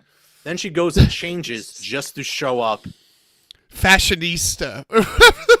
Yeah, she has like different gear just to come out to hit somebody Sky Blue with a strike. What's the company? I just feel like there's like a thought clothing line called like Fashion Over or Fashionista or something, and like that's what Sasha Banks. Oh, there's Virtuosa. Yeah, well, whatever. There's she was on the show stinking it up as well. There was a promo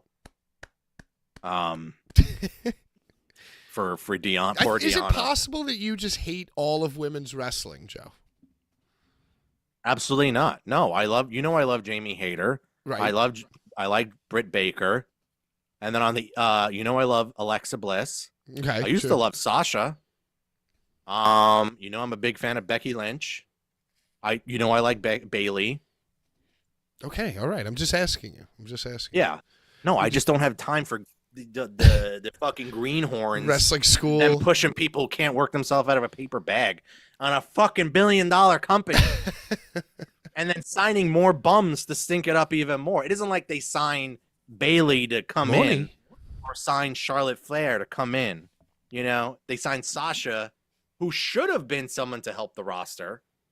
I think she might be. She could still. Could I don't be. think that's there. I don't think that energy. I think John Richter in the chat said, "How long until she becomes CM Punk and gets just like so frustrated she starts punching people, walking out?"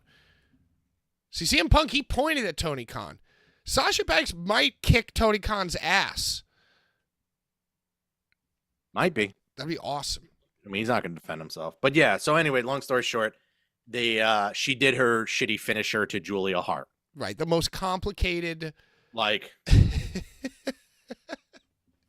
The most complicated, wacky, stupid finisher. It's like a gory special, right? Because like she's trying to pay homage to the Guerreros. Is that what's going on here? I believe there's something. So it's a gory special into an flatliner, STO. Well, originally it was a DDT, but she realized that not many can get their head around to get hooked into a DDT. The first time she did it, I think it was against EO Sky or somebody, one of these. What's the pirate league? No, it was Kairi Sane, yeah. Right, so she did it to pirate and they league. completely fucking botched it at Wrestle Kingdom. Completely botched in it. her debut. In her fucking debut. Right, debuted the new move. But like Kairi Sane, I think at least got her head around to like make it look like a DDT, but I think she quickly realized it's just you're spinning. It used to be special into like this, right? And now it's just special into like nothing, flat. Like F5, like a modified kind of F5. Yeah. But like the F5, you know, you get them on your shoulders. Many different offensive wrestling maneuvers can be done from that position. The freaking like hangman pendulum, whatever the fuck hold, like with the arms locked. It looks ridiculous. It looks so stupid. How is she going to put Willow in that? I don't know. Maybe, you know what? Bank's statement. Don't forget. Bank's statement was a submission, right? Right. So there you go. That was just a crossface with the step over with the arms, right? Yep. Which will be called the Monet mandible or something. Money maker. The money maker. The Monet maker. The Monet. That's probably the name of that horrible spinning, weird, stupid finish. All right, show fucking sucks. Sasha Banks, welcome to AEW. Congratulations on becoming elite. Let's talk about all they got is next week. It's Edge versus Christian in an I Quit match in Toronto, Canada. Right. So that should be good. But that's not on the pay-per-view. The pay-per-view, they're pushing Ospreay and Bryan Danielson. I'm sorry. So Ospreay did. I came out, bruv, and I had another promo where I just fucking say, bruv, and that I'm gonna bring refresh wrestling, bruv. I kind of like him though. He's kind of like oddly charming to me with his bruv. Well, because his in-ring work is so fucking entertaining and amazing. He's got a little something on the microphone too. I don't know what it is, but he's got a little something. He's very charismatic in his own odd British way. So he said that, you know, it's going to be the best in the world versus the greatest wrestler of the modern era at Dynasty. I think it might be the main event of that show because it's the only match announced so far, and they're hyping it up a month and a half in advance. It's not till April 21st. I can't wait. They do this sometimes where they'll announce like a pay-per-view match way out or start. They did this with like All In and Full and All Out. Remember, it was like they were doing two shows at. Oh boy, I can't believe that's a fucking thing. The fact they have to book two fucking pay-per-views a week out from each other. Yeah, well, they need the money. Apparently, I read something too that like they'll do 100,000 buys, 150,000 buys, whatever, for these pay-per-views. And then I think this is like a WrestleNomics thing. Sheets and sheets of data, but they're never like return customers. Like the people who are like locked in is a smaller number. It's like a 50,000 type of number. And then like the others are like people checking out for the first time because the marketing's good and they want to see this new product and they can't retain them, you know?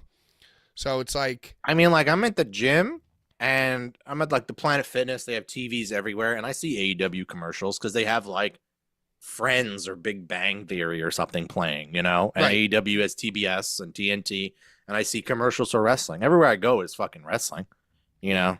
And That's a meanwhile, joke I have in my group chat. It's like with my buddies, it's like everything is wrestling. You go somewhere and it says Uso, it says Omega, it says, you know, it's AEW, it's this. It's always something that, or Kane. Like I got the the potential fucking, contractor for my fucking my place here. His name Kane. Oh, it's wrestling. yeah, it's following you. They talk to me. Yeah, but we'll so- see. We'll see what the future holds for. I think AEW. I have high hopes for the Edge and Christian match next week. So let's want to talk WWE. Did you watch SmackDown? Did you watch Raw? I watched Raw and I saw that Cody slapped The Rock. So could you bring me up to speed on So wait, Friday are Night we- SmackDown? Okay.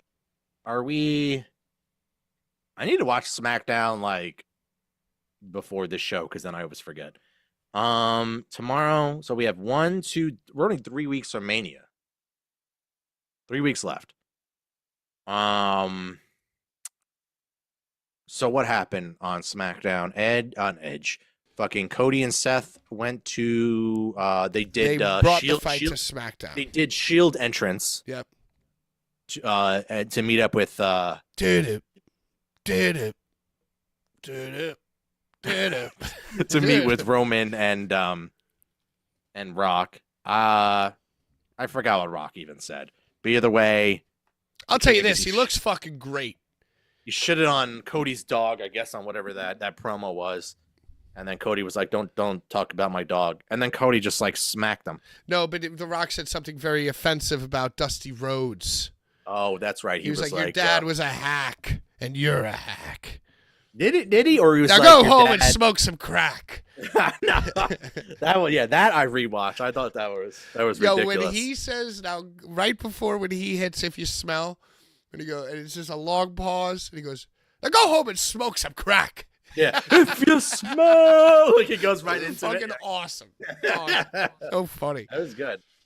But yeah, he smacked them, and I guess they went off the air because then like Roman's like, "Oh, are you okay?" And he's like, "Good." And then like he kind of gets the mic, and then it just the trademark comes up and it fades to black. Oh, they closed the show with this. Yeah, that makes sense. Yes. So you waited And it all just show. because they opened last week with it or the week before, and now they closed it with this. And So you know how scene. the E is like they like to. Was it 40 minutes? flip-flop. Did they start this shit at like 9:30? I feel like it. Yeah, I don't think it went 40 minutes. But They were I like, gotta start. "Listen, you can't. If open I the watch show." SmackDown tomorrow, or if I watch a little bit of it, I'll definitely have to rewatch it so I can at least talk about it a little better. But yeah, I don't know if they got cut off. I didn't see any clips online of what happened after. Like, No, they all took a bow at the end after the cameras shut yeah, off. they all just took a leave. bow Yeah. and they leave. Oh yeah, they took. It was a Yeah. curtain call. Yeah, it was yeah. a curtain call. They're like, thank you very Um, much. Don't forget to buy your WrestleMania tickets. Merchandise available. Juicy hot dogs at the concessions. If you smell. Yep. Yeah, great stuff. So you said, did you watch Raw? Yes, I did Raw watch Raw. Raw got a really good rating. Got 8.6. What happened? Well, highlights for me. Oh, Joe, I already know what your favorite part of the show is. There are 3 main highlights for me. 3 women's matches on this show. No, but Maxine Dupree did wrestle. Okay. It looks like the first 3 matches were all women's matches. Where they Becky might, they Lynch damn well might have been. Becky Lynch defeats Liv Morgan. Right? That And then I there was would like to say Maxine that Dup- stunk up the joint. It but was Becky on, but I wasn't watching it. You know what I'm saying? It scored the highest of. Actually, no, the main event scored the highest.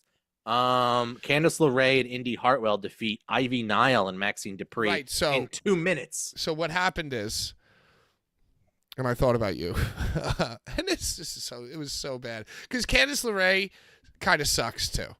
You know, I don't. Yeah. Really, she doesn't do it for me. She's kind of. She used to be really cool in PWG, but then She kind of like. I think a little- guilty by association with Johnny Sameface. no, you see, It kind of damaged her brand. yeah, like the way, and like she's just like she's kind of Yeah. lame. Like I don't Yeah. know.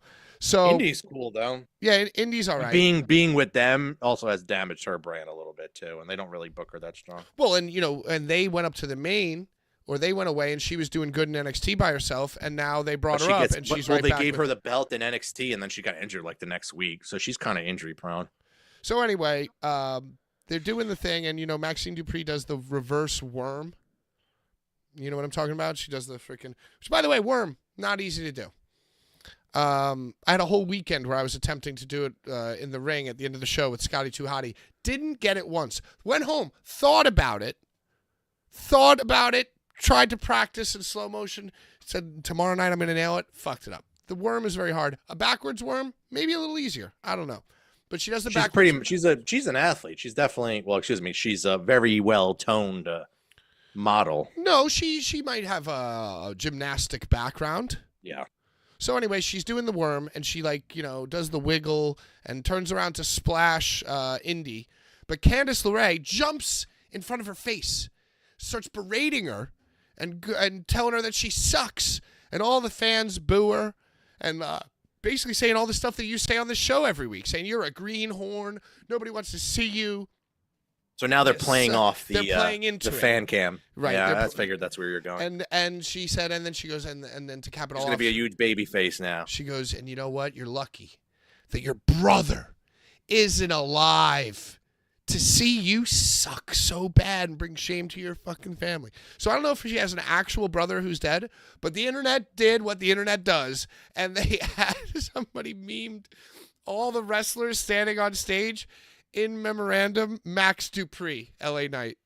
Max Dupree. Right, because remember they had male models and he was her brother. Oh, okay. So maybe they were trying to do a shoot where Candice LeRae was like, yeah, your dead brother would be ashamed of you. But everyone was like, oh, rest in peace, Max Dupree. Rest in peace. And Vince was on the stage, right? It was like an old memoriam. Right. It was LA Knight with the male models. Bring everybody out tonight. Everybody from the back.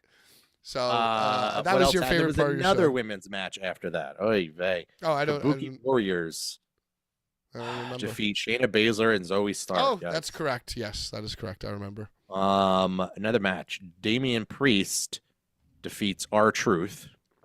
Right. They had enough of R-Truth. They had enough. R-Truth is not in the Judgment Day anymore. No, I think they might be setting up a Survivor Series like. This is what I want to see. I want to see an 8-man tag, Survivor Series style. Not unheard of. Ms. R-Truth, Maxine Dupree. No, Ms. R-Truth and DIY as D-Generation Extra, or whatever they're calling themselves. Oh, okay. And versus the Judgment Day. And then you know what happens, Joe, because it's Mania. Yeah, dun dun dun dun. Yeah, dun, exactly. Dun, dun. Oh, no, you mean like Hunter and Sean will come out? Well, they could go that far. And they'll have the glow sticks. Dun, dun, dun, dun.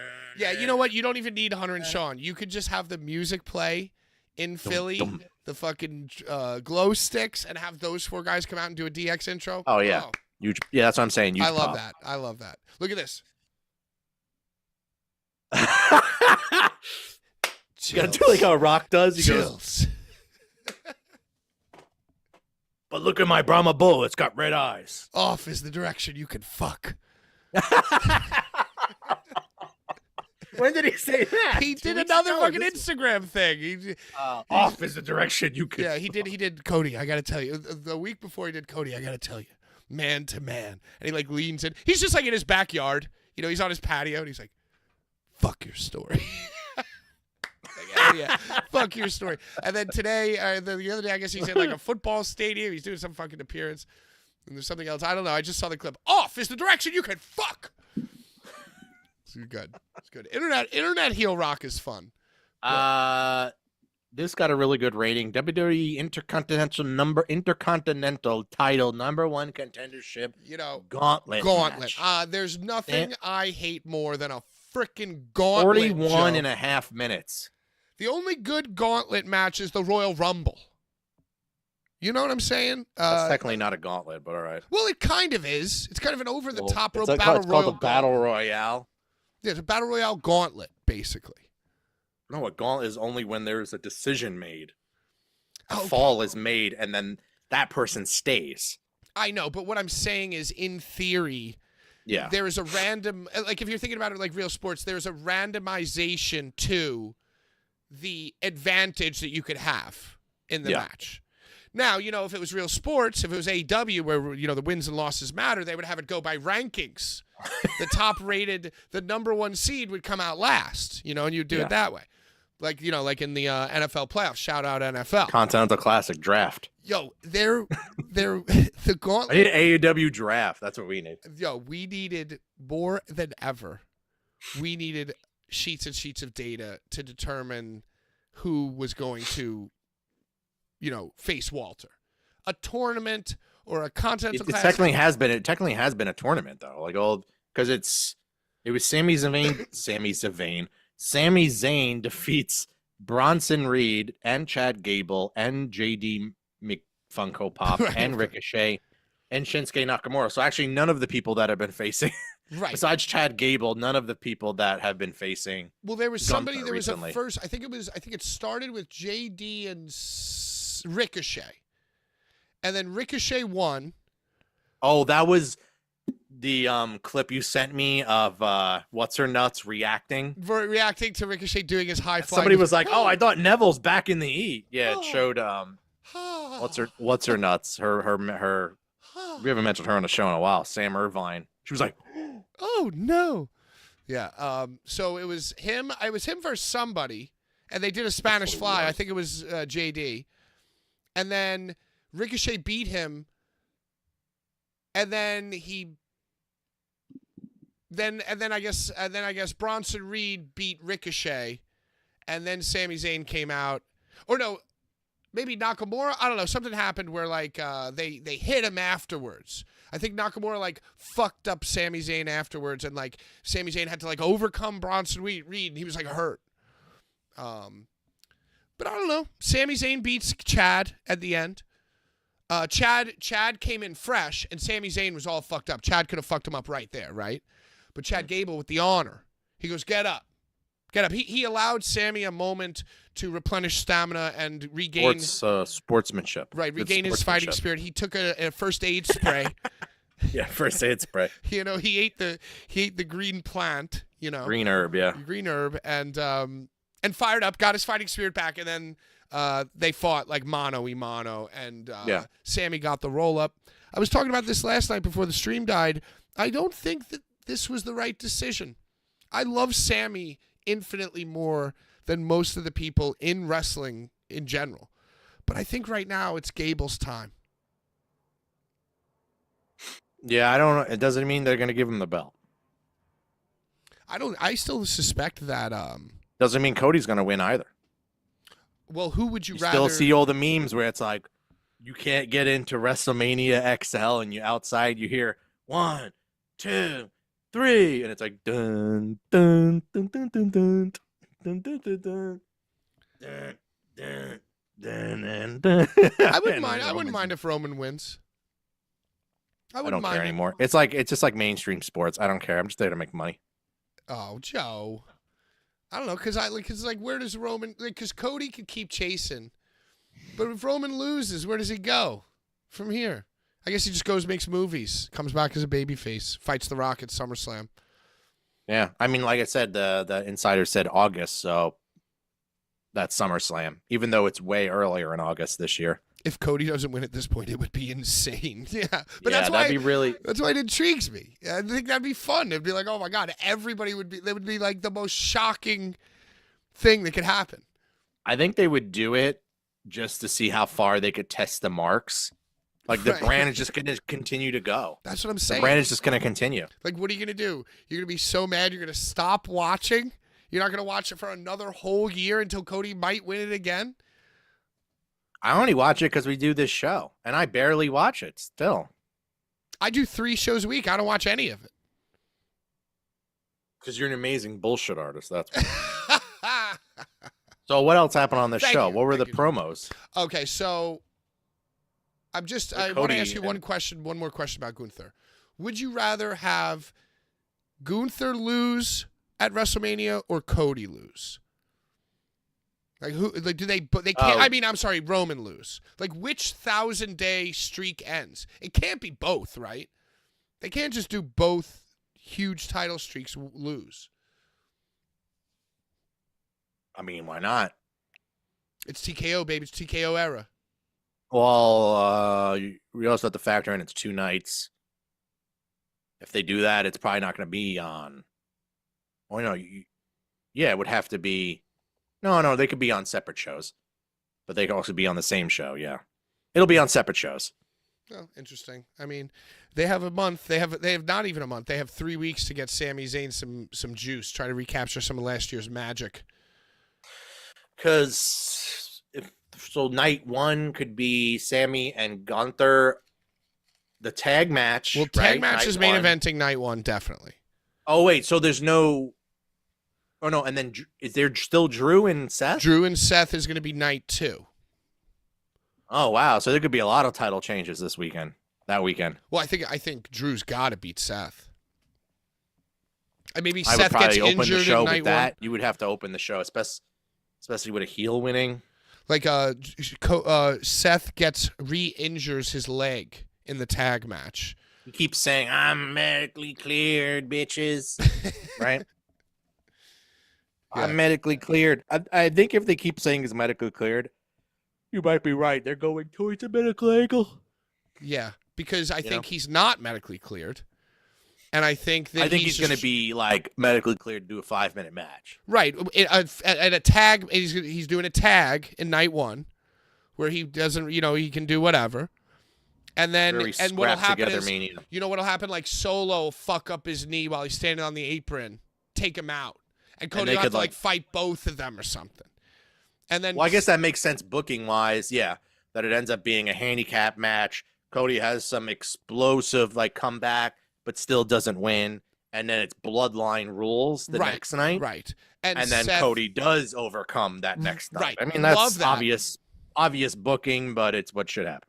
Love that. In pro wrestling. So so neither The Rock nor Roman take the pin night 1. Seth is set up to get destroyed by McIntyre but save face because he's actually secretly not medically cleared.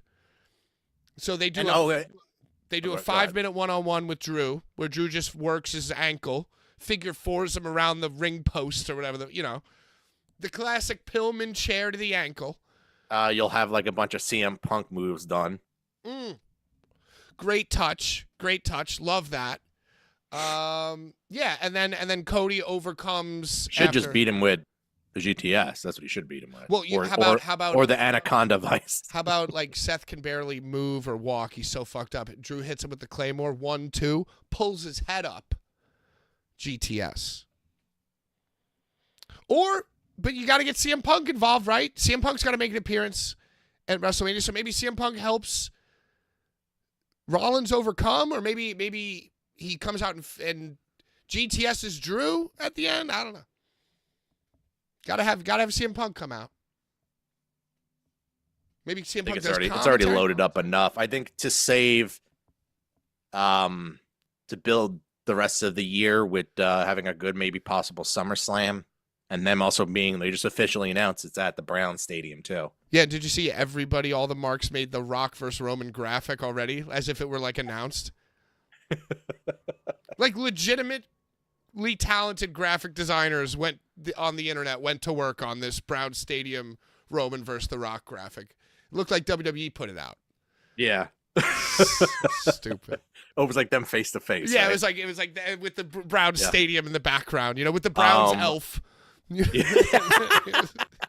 What so also to go back to the main event booking, we're pretty much done covering, so we could just kind of fantasy book here. Well, I want to say one more thing about Cody real quick when you're done. Well, I was going to say that the Bloodline Rules thing the next night, and then everyone's coming out, and eventually The Rock is going to interfere, but accidentally screws Roman in some way. Okay, so there you go. Accidentally screws, and then that tensions build. Right. Rock leaves, Roman leaves. Accidentally, Roman comes back, and then Rock comes back, maybe the same night, or vice versa. On a SmackDown or Raw or something unprecedented, because they brought The Rock back unannounced many times already. Yeah, so that makes sense. It's not like they're trying to catch a number. They're selling out these. I fucking arenas. hate the idea that Cody would win and finish the story with an assist from anybody, let alone the modern day fucking Hulkamania beach shop owner himself, The Rock. I don't think it would be as like interferent, like It wouldn't be this. It wouldn't be this at the end, like the raising of the arm. Reluctantly, yeah. No, it'd be Cena coming out with the Oscar nominees butt naked. He comes out with the belt, like the Seth Rollins photo. Yeah, everyone's been naked this week. Everyone's just running around. Yeah, naked. just as soon as the weather breaks, everyone's naked. Yo, you know what? I was feeling it. I was feeling it today too. I wanted to just take my pants off walking home. I was like, oh my God. Let me get myself a margarita. Blink 182, yeah. Everybody's thought out and thought it out. Yeah. Yeah. Sun's out, dots out, yeah. And, TikTok's not going to be around for much longer. These people, all these thoughts are going to be hitting the streets. What? People can't see the pictures. Like, they can't. They're going to have to dance in the on the street. But I want the likes and the shares. Yeah, just people just and twerking. The comments. Twerking. 1,000 bathing suit summer. You know what I mean? Like, Rock interferes and then accidentally kind of screws over Roman, but Roman still kind of like kicks out. And then it goes on for a little longer, and then it's okay. It's Cody clean-ish. It's not like, oh, you won because of me. You know what I mean? Yeah. Or maybe The Rock stops interference. Maybe he doesn't directly injure Roman, but maybe he... That's it. That long-term storytelling, because he used to go like this. Oh, yeah. Yeah. So then he goes... He just has a weird hand. Down, shut your mouth. Yeah, shut your mouth. Yeah. Yeah, I don't know. It could be interesting. But Cody was a little cringe this week. I think for the first time, this is the final thing on Raw. For the first time, maybe since his WWE debut, he was like AEW cringe Cody. He was John Cena. He went a little too white meat, Wonder Bread. Bologna sandwich on Wonder Bread, fucking bologna baby face. Yeah, full on bologna baby face. And he did the fake cry. Cody Rhodes is an android who is convinced that he is a human being. He's like one of the androids from Fallout. Yeah, he just what do they call them? A synth? He thinks he's a synth who thinks he's a real boy. Yeah. That's the twist at the end of the movie. He's Harrison Ford in Blade Runner. Oh, yeah. You know what I'm saying? He's a replicant. He's a replicant, and he doesn't know. He thinks he's hunting the replicants, but he, in fact, is one. He's like the big. It's like the blood is like cream or something. Yeah, like so that's Alien. Yeah, Yeah. This is just a whole mishmash of science fiction. Guy starts fucking spazzing out. Yo, and you know what? At Mania, he's gonna go the hard way, and you're gonna see that he doesn't have human blood. It's gonna be. Gonna be adrenaline in my soul. The cream from Alien in my blood. Yeah, and everyone's gonna be like, what? That's why, and like when he had that Pactera, he was just trying to convince people that he had real blood inside his body. So, how many times do you think he practiced that in the mirror with the jacket? Seth is like, like that. What a moment. So he did a sit-down interview with Michael Cole where I guess Michael Cole did like a KO show thing where they had two, director's chairs in the ring. And Michael Cole did a hard-hitting fucking interview. He got out from behind the desk. Yeah. And very stupidly and overbooked, he sowed the seeds of doubt. And he was like, why would you trust Seth Rollins? It's like, Michael Cole, nobody has been thinking that. Nobody said that, Michael Cole. Nobody is questioning. Yeah, why do you got to bring that up? Yeah, it's so stupid. Because if you are going to have Seth turn, why would you say that? And if you're not, why would you say that? And the little marks are like, long-term story. Because I saw like memes where it was like, oh, I'm eventually going to, it's like explaining everything, like going up the Mania poster. And it's like, I'm eventually going to turn on you at Seth's position. Yeah. On the poster. Well, I didn't think that was going to be a thing. No, but so that was a weird start to it. And then Cody went into a Cody where he, and back home, used to sit around the dinner table with my dad and my mom and my sisters. And my dad wasn't home a lot. We were a but family. Sometimes he'd come home after a show and be dead tired and still had time to play with us and cook pancakes on Saturday morning. Yeah, I can't just. It's not just for my dad. It's bigger than me. It's not just for my dad. It's for my mom. And I lost my dad a long time ago. But the mom, my family. Still hanging around. It's for Brandy, my wife, who I've been trying. Wait, he said all that? Yeah, and he was like, what? He said all that? She's been on my side since the most beautiful, intelligent, lovely woman I've ever met. My mom, the strongest woman I know. And his voice was cracking? Yeah, and he was doing android tears. For my dog, for my biracial daughter. What do they call it? Crocodile? For my daughter who's gonna cure racism. My dog, the purebred. Yeah, the dog that I got from a great breeder. $5,000. Yeah. Albino husky. Yo, and he went like baby. He cried. He did Cody cry baby, and it just was not the best. And it was like cringy Cody overacting, and he always teeters on the overacting line. Like he's gonna want to go into Hollywood. That's everyone's end game, man. I think Cody's you're happy to be there because you're like an indie worker that's just happy to be there, or you're someone who's trying to use the WWE as a pedestal, a stepping stool to become an actor or whatever bigger. Newsflash. Almost. Wait. Almost. I was gonna say almost. Almost. There have been 2 to 3 at most, ex-wrestlers who were good actors. There's a very, very small amount. I don't know. To me, Cena kind of like he fucked himself with this. That was the Illuminati humiliation ritual, what they had him do on the Oscars. You know that, right? It's exactly what Cat Williams has been talking about. Oh, is that what that was? Yeah. So now he's in with the Illuminati.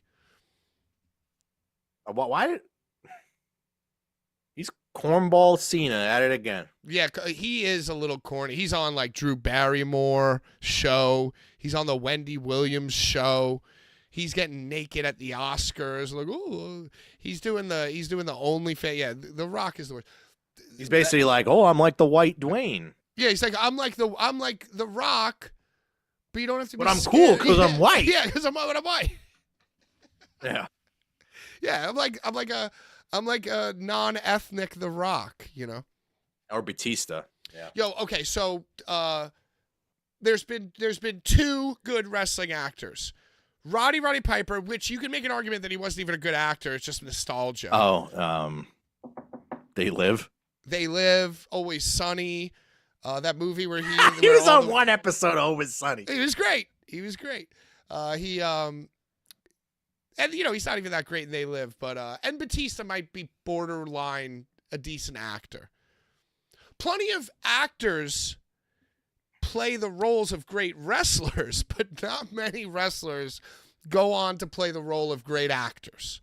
Mm-hmm. You know what I'm saying? Like if Cody Rhodes was in a movie, I would just be like, he wouldn't be a good actor. He'd be in like Fast and Furious. He's not going to be in My Left Foot. You know what I'm saying? Like, is that a movie about dancing? No, that's Two Left Feet. That's either the Daniel Day-Lewis movie where he plays an invalid, paralyzed person, or it's the movie making fun of that movie from Tropic Thunder that Ben Stiller was in. Oh, yeah. It's either an actual movie or it's a movie in a movie, but you know what I'm saying. Batista Book of might Tropic Thunder.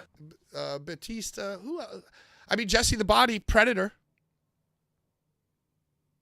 I got time to bleed. Hell yeah, dude.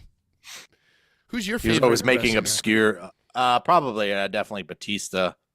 Current, it's got to be Batista, yeah. And then,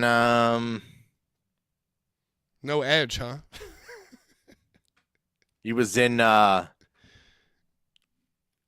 that movie recently, the Harry Potter spinoff or something, Dragons and Wizards, or Oh, something. Percy Is it Jackson. He wore the Percy he Jack- wore is the that weird it? hat or something. Oh, to the that's premiere. that's not Harry Potter. That's Percy Jackson's like a totally different thing. I don't know. I think it might be in the same universe. Yeah. I mean, I can't, Hogan I can't, wasn't. I can't Three fuck with Ninjas. those films, man. Yeah, I'm What? not. I've never been into Harry Potter or any kind of. Yeah, you know thing me. like I'm that. a Star Wars, Star Trek. Where do you land on Lord of the Rings? Oh, I love Lord of the Rings. I Yeah. love The Hobbit. Lord of the Rings doesn't really hold up though.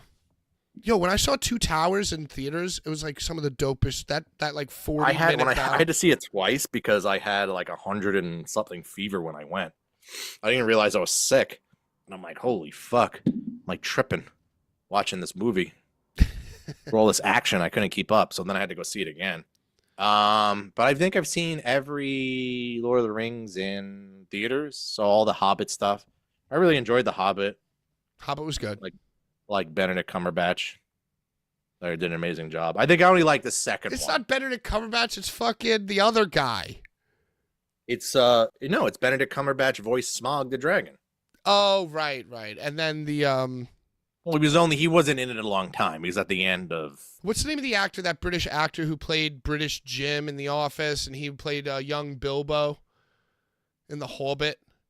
Yeah, he was also Hitchhiker's Guide to when the Galaxy. Cumberbatch and him were also Were in- on Yeah. Sherlock Holmes. Yeah. What's that They guy's had name? good- I forgot his name. He's a good actor. I like him. British Jim. Hulk Hogan. Brian says no holds barred. Rocky 3. Yeah, I mean, I guess so. You But should. Hogan was all over these bios and like episodes. brother. Yeah, he's just like, the kid had the stuff. He had the stuff, and he just too much, too quick. He always got something to say. I just want to smack that dude, man. The worst. I wish he would just be Hollywood Hogan again. He is. Just be He a is. He's dick. No. Well, first of all, he had that baptism. So he's a changed man.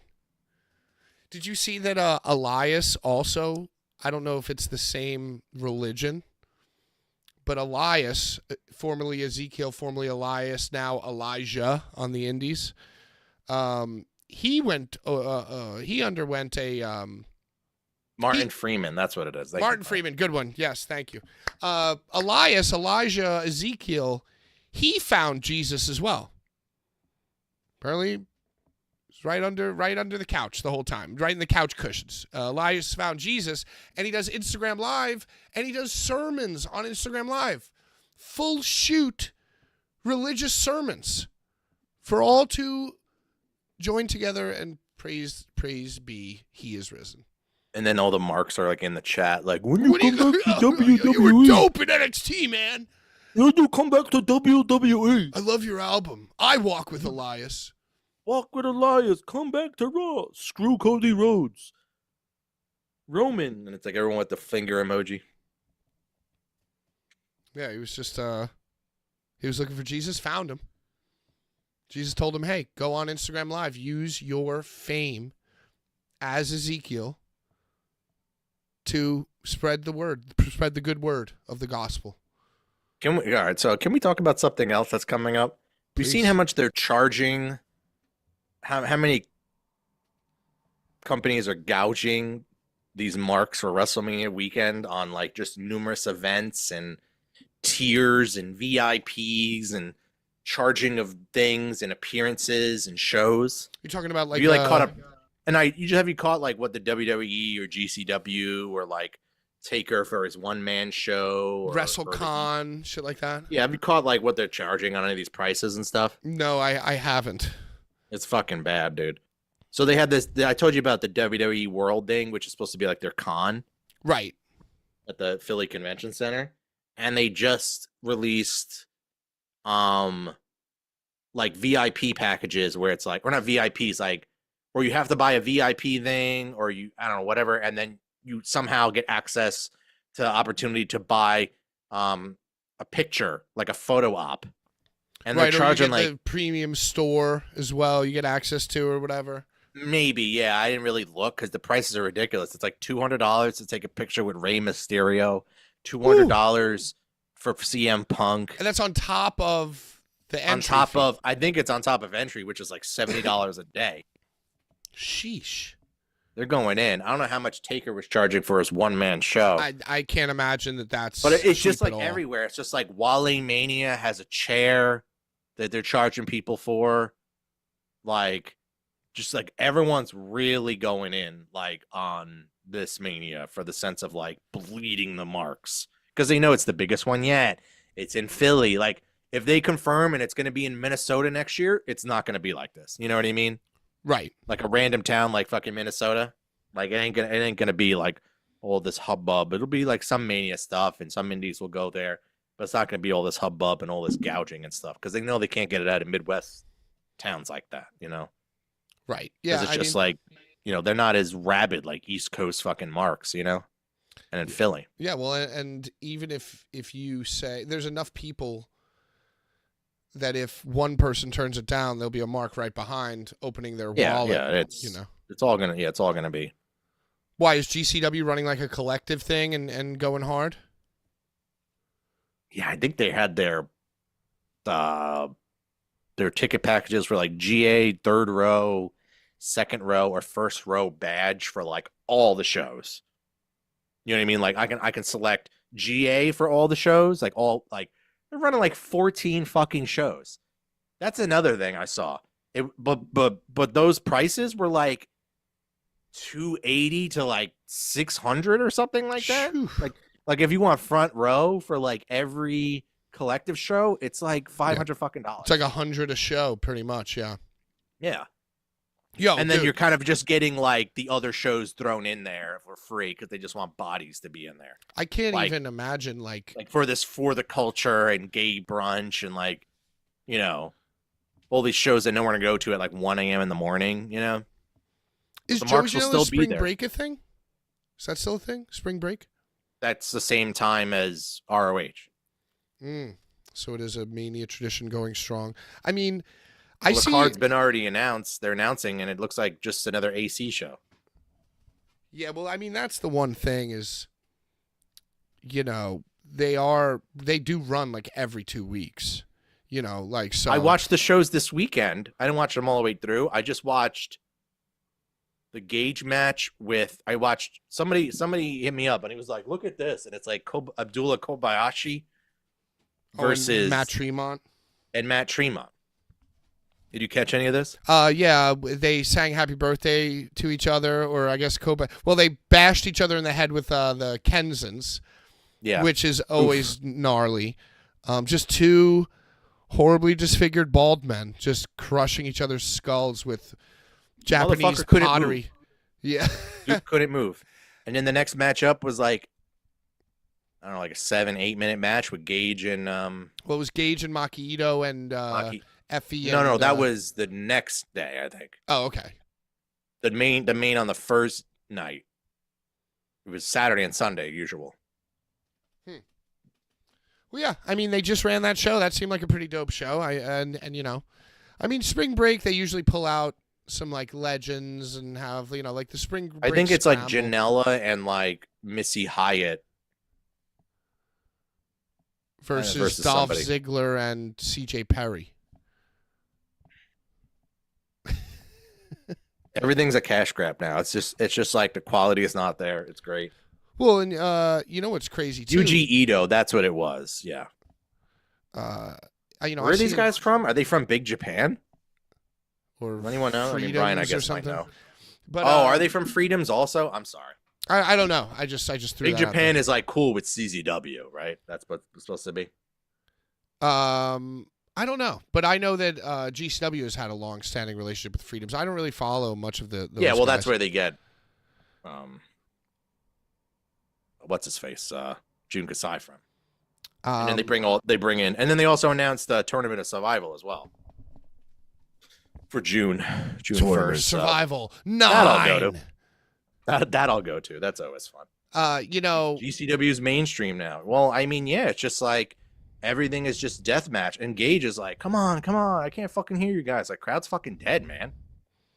they don't want to have themselves screaming on their video that they're taking.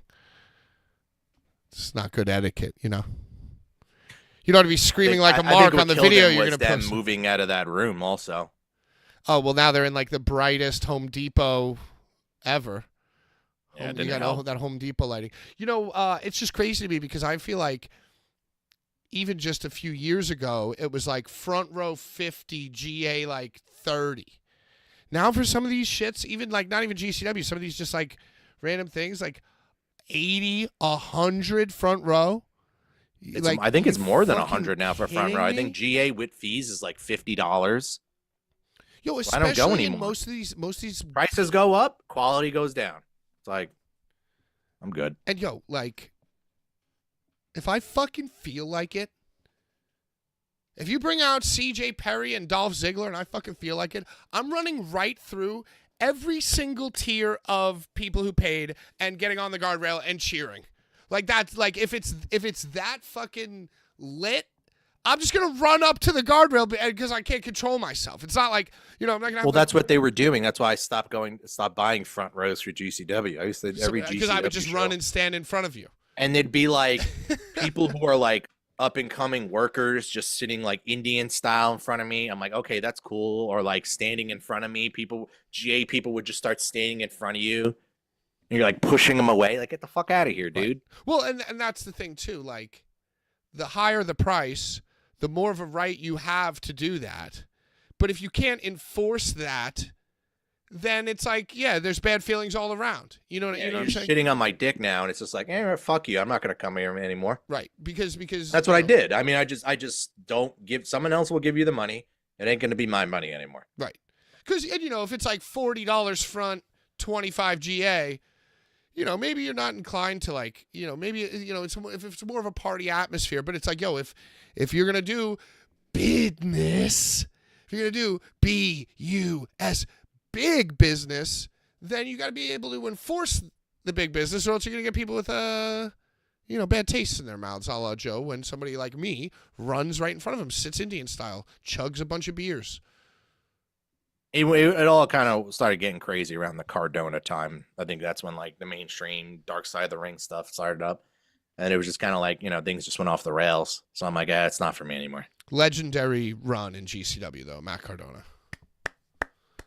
And I hope, I haven't been following, but I know that Matt Cardona has taken Jimmy Lloyd under his wing. And I need Jimmy Lloyd to come out at spring break with full spray tan, like black, like Cardona spray tan, and like a fucking Long Island IZ haircut, and have like matching trunks with Cardona. That's what I need to. Because I got to tell you, Joe, if I was sitting around trying to write GCW stuff, I might have had the idea that Matt Cardona takes Jimmy Lloyd under his wing and makes him cool and sexy. That kind of writes itself. So yeah, like, you just gotta lean him out a little bit and take care, spike your hair, all that. Give him the 2003 Randy Orton haircut. Get him with like 5 or 6 layers of spray tan. Matt Cardona gets him the nice gear because Matt Cardona always has nice gear, and you were off to the races. Yeah, I mean, I guess we're going to ROH. That's our thing. Oh yeah, I'm not. It shows the state of the scene, at least for me. Is like I don't care.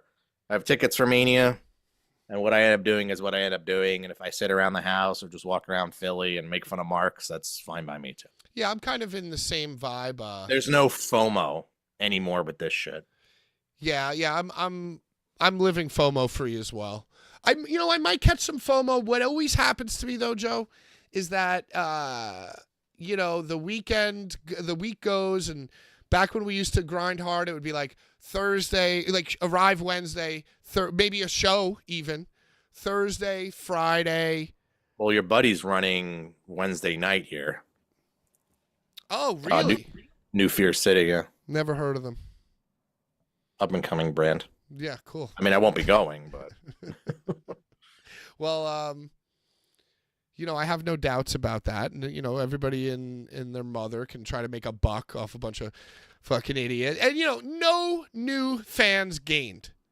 No retention, but whatever. What always happens to me is that by Saturday, or back when it was just one night, Sunday, so Saturday night's a big night too.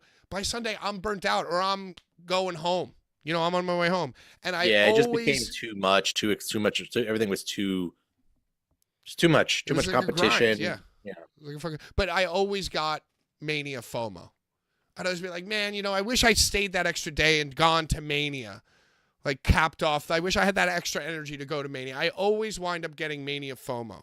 So I feel like my main goal this year is going to be to try to get into Mania. Maybe make a few calls. Well, if you pay me for my spare, I'll give it to you, but it ain't cheap. Ooh. You got the WWE store prices, WWE World prices. No, that'll be face value, but I think we paid like $200 or $300 each. Ooh. Yo, MetLife Stadium WrestleMania, $90. Yeah, that was pre-COVID, dude. Is that what it is? It's the damn COVID. I think if Mania is, like I said, man, if Mania is in Minnesota, I bet that Mania is cheaper. Brian says that people come from all over the world to go to Mania, so that if it's in Minnesota, it'll still be balls expensive. Especially think about where they are right now with the TKO stuff, you know, and all this shit going on with The Rock and all this stuff. There might never be a cheap show again. Well, then I'm not going, and I don't care. Because I've done this shit already. You don't want to see. Vet, you don't want to see. And I'm retired. You're a retired vet. Yeah. Now I'm going to orthopedics and getting blood tests and shit. That's what I do now. Nice. Playing, doing intermittent fasting and playing Final Fantasy VII. Yeah, video games, chilling, career changes, all that kind of cool shit that you do when you're 40. You know, video games. Definitely better than wrestling. Don't get me wrong. I'm still going to make a lot of money in Philly. Oh, geez. Listen to this guy. They're not going to be the only ones making money. Come on, man. Joe's got an artisanal icy stand that he's going to, it's a little rickshaw. It's like the guys you see in Corona Park. And he's got rock ice that it's just regular. He just squirts the colors on it for you. Yeah, it's just like, this is American Nightmare. Yeah, this one's called the Monet, you know? Yeah, Monet. Yeah, and you got the American Nightmare Rocket Pop. Yeah, so actually, that's a great idea. Wrestling Mr. Softy, just driving around. I mean, I think the main wrestler, especially New Fair with Marks, City, yeah, big old XL, 2XL, 3XL Marks. Yeah, I was gonna say the main wrestler in New Fair City might buy all the ice cream just for himself. I would sold have to out get, by Wednesday. Maybe I can find like a pallet or a few cases of the old WWF ice cream bars. Hell yeah, dude. Charge $10 each. Yeah, what do we do? I gotta buy I'm just gonna buy like packs of white T-shirts. Just sell plain T-shirts just on the street. We're going full. Well, I think you definitely need to design a shirt to sell in the tailgate for Mania. I was there. Yeah, it'd be like the meme shirt, like we did with Arthur Ashe. What about? Can I put Saquon Barkley in the Eagles jersey on it? Could I have Saquon? Yeah, that'd be funny. Just putting the. And make it green. Have a green alternate, maybe. Oh, you know what? Yeah. We could definitely work on it. How quickly could you have to turn around and have those printed? Never, probably. Yeah, I forgot who I was talking to. What are you talking about? What are you talking about? It's not. You can't just get shirts printed in 2 weeks. Really? I mean, maybe if I was to do the entire design. 2 weeks. It's 3 weeks. 1, 2, 3. Yeah, 3 weeks from tomorrow. And even that, it's still actually just over 3 weeks because tomorrow's Friday and the show's wouldn't be until Saturday. Like maybe start, but then you'd be coming down before that. So. No, we get them shipped. Well, you would just ship it to my house then or something. Yeah.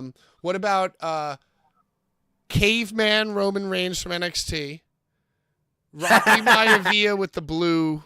Yeah, with the bad haircut. Stardust, and then Stardust makes it on another shirt. And you know what? Because Stardust is like the ultimate meme, really. And you know what the Seth Rollins photo is, Joe? I'm gonna bring it all full circle. It's the one with him naked with the belt with Becky Lynch. Yeah. And okay, so on one side, Rocky Maivia, die Rocky Punk die. with the fucking arm. Yeah, Punk it just is just fading in the background like Bleeding Gums Murphy in the skyline. Yeah. Looking over. It's Rocky Maivia, Football Roman, Dangerous Alliance Paul Heyman versus Cody as Stardust, and then nude Seth Rollins and Becky Lynch. Becky. Yes, boom. WrestleMania XL. And then over top, 50% Big opacity. time. 50% opacity. You got Saquon Barkley and CM Punk, both in their walking boots or whatever. Yeah. Vince tried to shit on me shirts. Yeah, maybe like a Vince poop shirt. Maybe it's time. Maybe a Vince poop shirt. You'd probably piss somebody off and they'll try to fight you or something. You know how these marks are. Can you imagine somebody trying to fight Because these marks always bring their girlfriends and shit now, and they like want to defend themselves like in front of their girl and shit. Okay, you know? what if it's like a realization of the WWE experience that we were talking about, where you could stand under Vince McMahon's butt, something like that. Yeah, it's like fucking Nickelodeon. You doing the lips thing made it so much worse. By the way, it made it just gross. Like that really doing the what? The you sound going, effects. It really made it so. That crossed the line for me. By the way. Yeah, South Park humor. Hey. All right. Well, I think that's gonna do it for us. Yeah, another great week of shows. Tuesday, 7 p.m. YouTube. This is turning into a 2.5-hour podcast. Yeah, you know what? We got we to have chat. to kind of lean ourselves into a 3-hour. You know. Oh, Joe, I got nothing to do. I only cut Not it 3-hour like this, but 3-hour when we do our special. Right, we're training. Joe, Well, 3 hours when they're turning into 4 hours. I only make it 2 hours because all of you guys are mere human beings with lives. I could do a 6. I could do a WFAN 6-hour overnight. No problem, dude. I can keep going and going. Fan. PK Bullies. Yeah. You know how they have the jingles? Fan. As long as I got these freaking juice crackers or whatever the fuck. Yeah, so Tuesdays at 7 p.m. Boulevard Bullies versus the World. Wednesdays at 11 p.m.-ish, maybe. Drunk GM mode. Thursdays, the flagship show, 8 p.m. right here on Boulevard Bullies YouTube. Joe, when do you stream? Monday, Wednesdays, and Friday on Twitch and YouTube. So you can watch me on Wednesdays for a little bit and go right into Pat and Prince playing drunk GM mode. Yes. Well, into the night, if their internet holds up. Yeah, if our internet doesn't get too wasted. I swear to God, I have screenshots. I could prove it to you. There was a massive outage.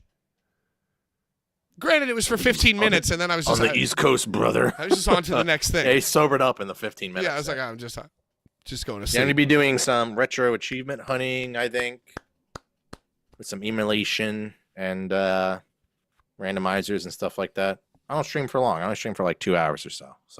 Yeah, I can't do that. I can only do a 2-hour stream. I get hungry and cranky. I'm old. But talking about wrestling, spouting my fucking nonsense, I could go all night long. So get in touch with us if you want to hang out during Mania. Get in touch with us if you have anything else. Oh, other thing. I, for the first time since July, opened up the Discord app on my phone to see that people have been talking amongst themselves on Boulevard Bullies Discord this whole time. I got to get in there. So everybody, get on the Boulevard Bullies Discord. I don't exactly know how it works. I think there's got to be like a link or an invite. You'd have to invite me, yeah. I got to figure it out. This week. I mean, you can put the link in the description. Right, that's what we're going to do. But the link changes. Like Yeah. expires. Yeah, but you can find one that goes longer. Yeah, I'm gonna have to do some research. Well, at least send it to me, and then I can start the troll in there too. Yeah, we're gonna do meme contests. We're gonna get it fired back up. You know me, I ebb and flow. You know, I have waves of Well, you might need someone like me to help you with it too, also. So. I think I fucking do. Do you know about Discord? I don't know that much. I thought I knew a little bit about Discord, and then I got into this other Discord, and like they know their shit. Like their commands and like bots and roles and all this stuff. Like they know all that shit. Like tickets, like they pull me into the conversations and then boot me from convos and like all this shit. But their shit has 1,000 people on there, and we're also like running a business, so it still has to. Yeah, that's interesting. I don't know anything about it. But I feel like back when we were both streaming heavily during pandemic, I feel like your Discord was kind of popping a little bit. Yeah, it all was, and then I took two years off. So I mean, now we're back to goose eggs. It is what it is. When you don't stream for 2 years, you can't have just like people aren't going to just show up in droves. They're going to move on. Donuts across the board.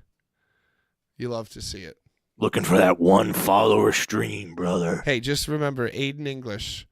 I became famous in WWE. I bought all my gear. I just started a wrestling podcast. I'm reasonably noteworthy. How do I get more than 10 people to watch? Urka just sent it in chat. Expires in 7 days. See, now what the fuck? So how am I going to put that? What, I got to update the descriptions every 7 days? Oh, my God. I'm in. You're in. I'm in. There you go. You can all watch a video of Logan Stein's live stand-up and his beautiful mane of glorious hair, if you so choose. Yeah, right. You can like ping everybody on there when we're going live, when you're streaming. Like you can also set it up so it's like you go live on YouTube. Like when you go live on Twitch, you can restream also onto the Bullies YouTube channel, and it'll automatically ping everyone in the Discord that you are live. That sounds insanely complicated. Maybe next. It is that is kind of complicated, or you can just do it manually, how I do. Just set up the restream thing. When you stream on Twitch, you should be automatically streaming on YouTube anyway. But like, why do you want me to lose? You want me to play Total War 2 other 5,000? Yeah, lose subscribers like you. Get down to a donut. Yeah, just like sub count's going up. Time to start streaming.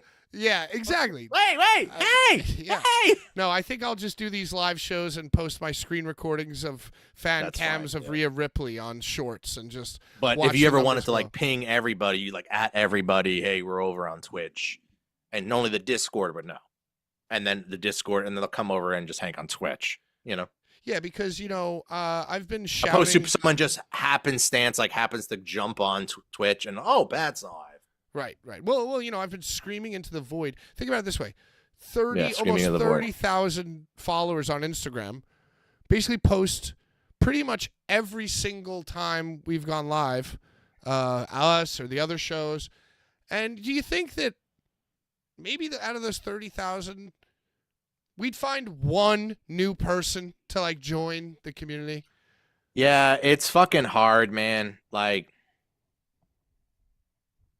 Well, I saw you posted it in the Discord, so yeah, just like that. Well, I did because I opened it today. yeah. But just like that, yeah. Or you can have it only in an announcements channel, and then you add everyone, and then if they haven't, stuff on, they'll get the ping.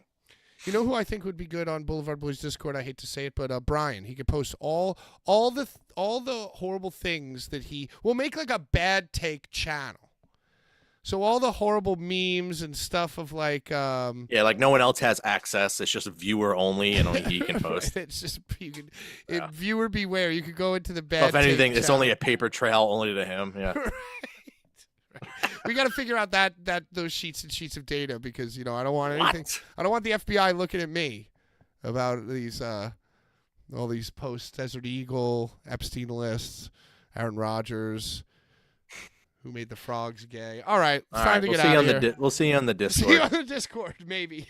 Good night, everybody. Good night. Thank you for joining on behalf of the flagship Joe, Jedi Joe, and the flagship show. What a blast it's been. See you on Discord. See you at WrestleMania. See you in hell. Out of time. Bye-bye.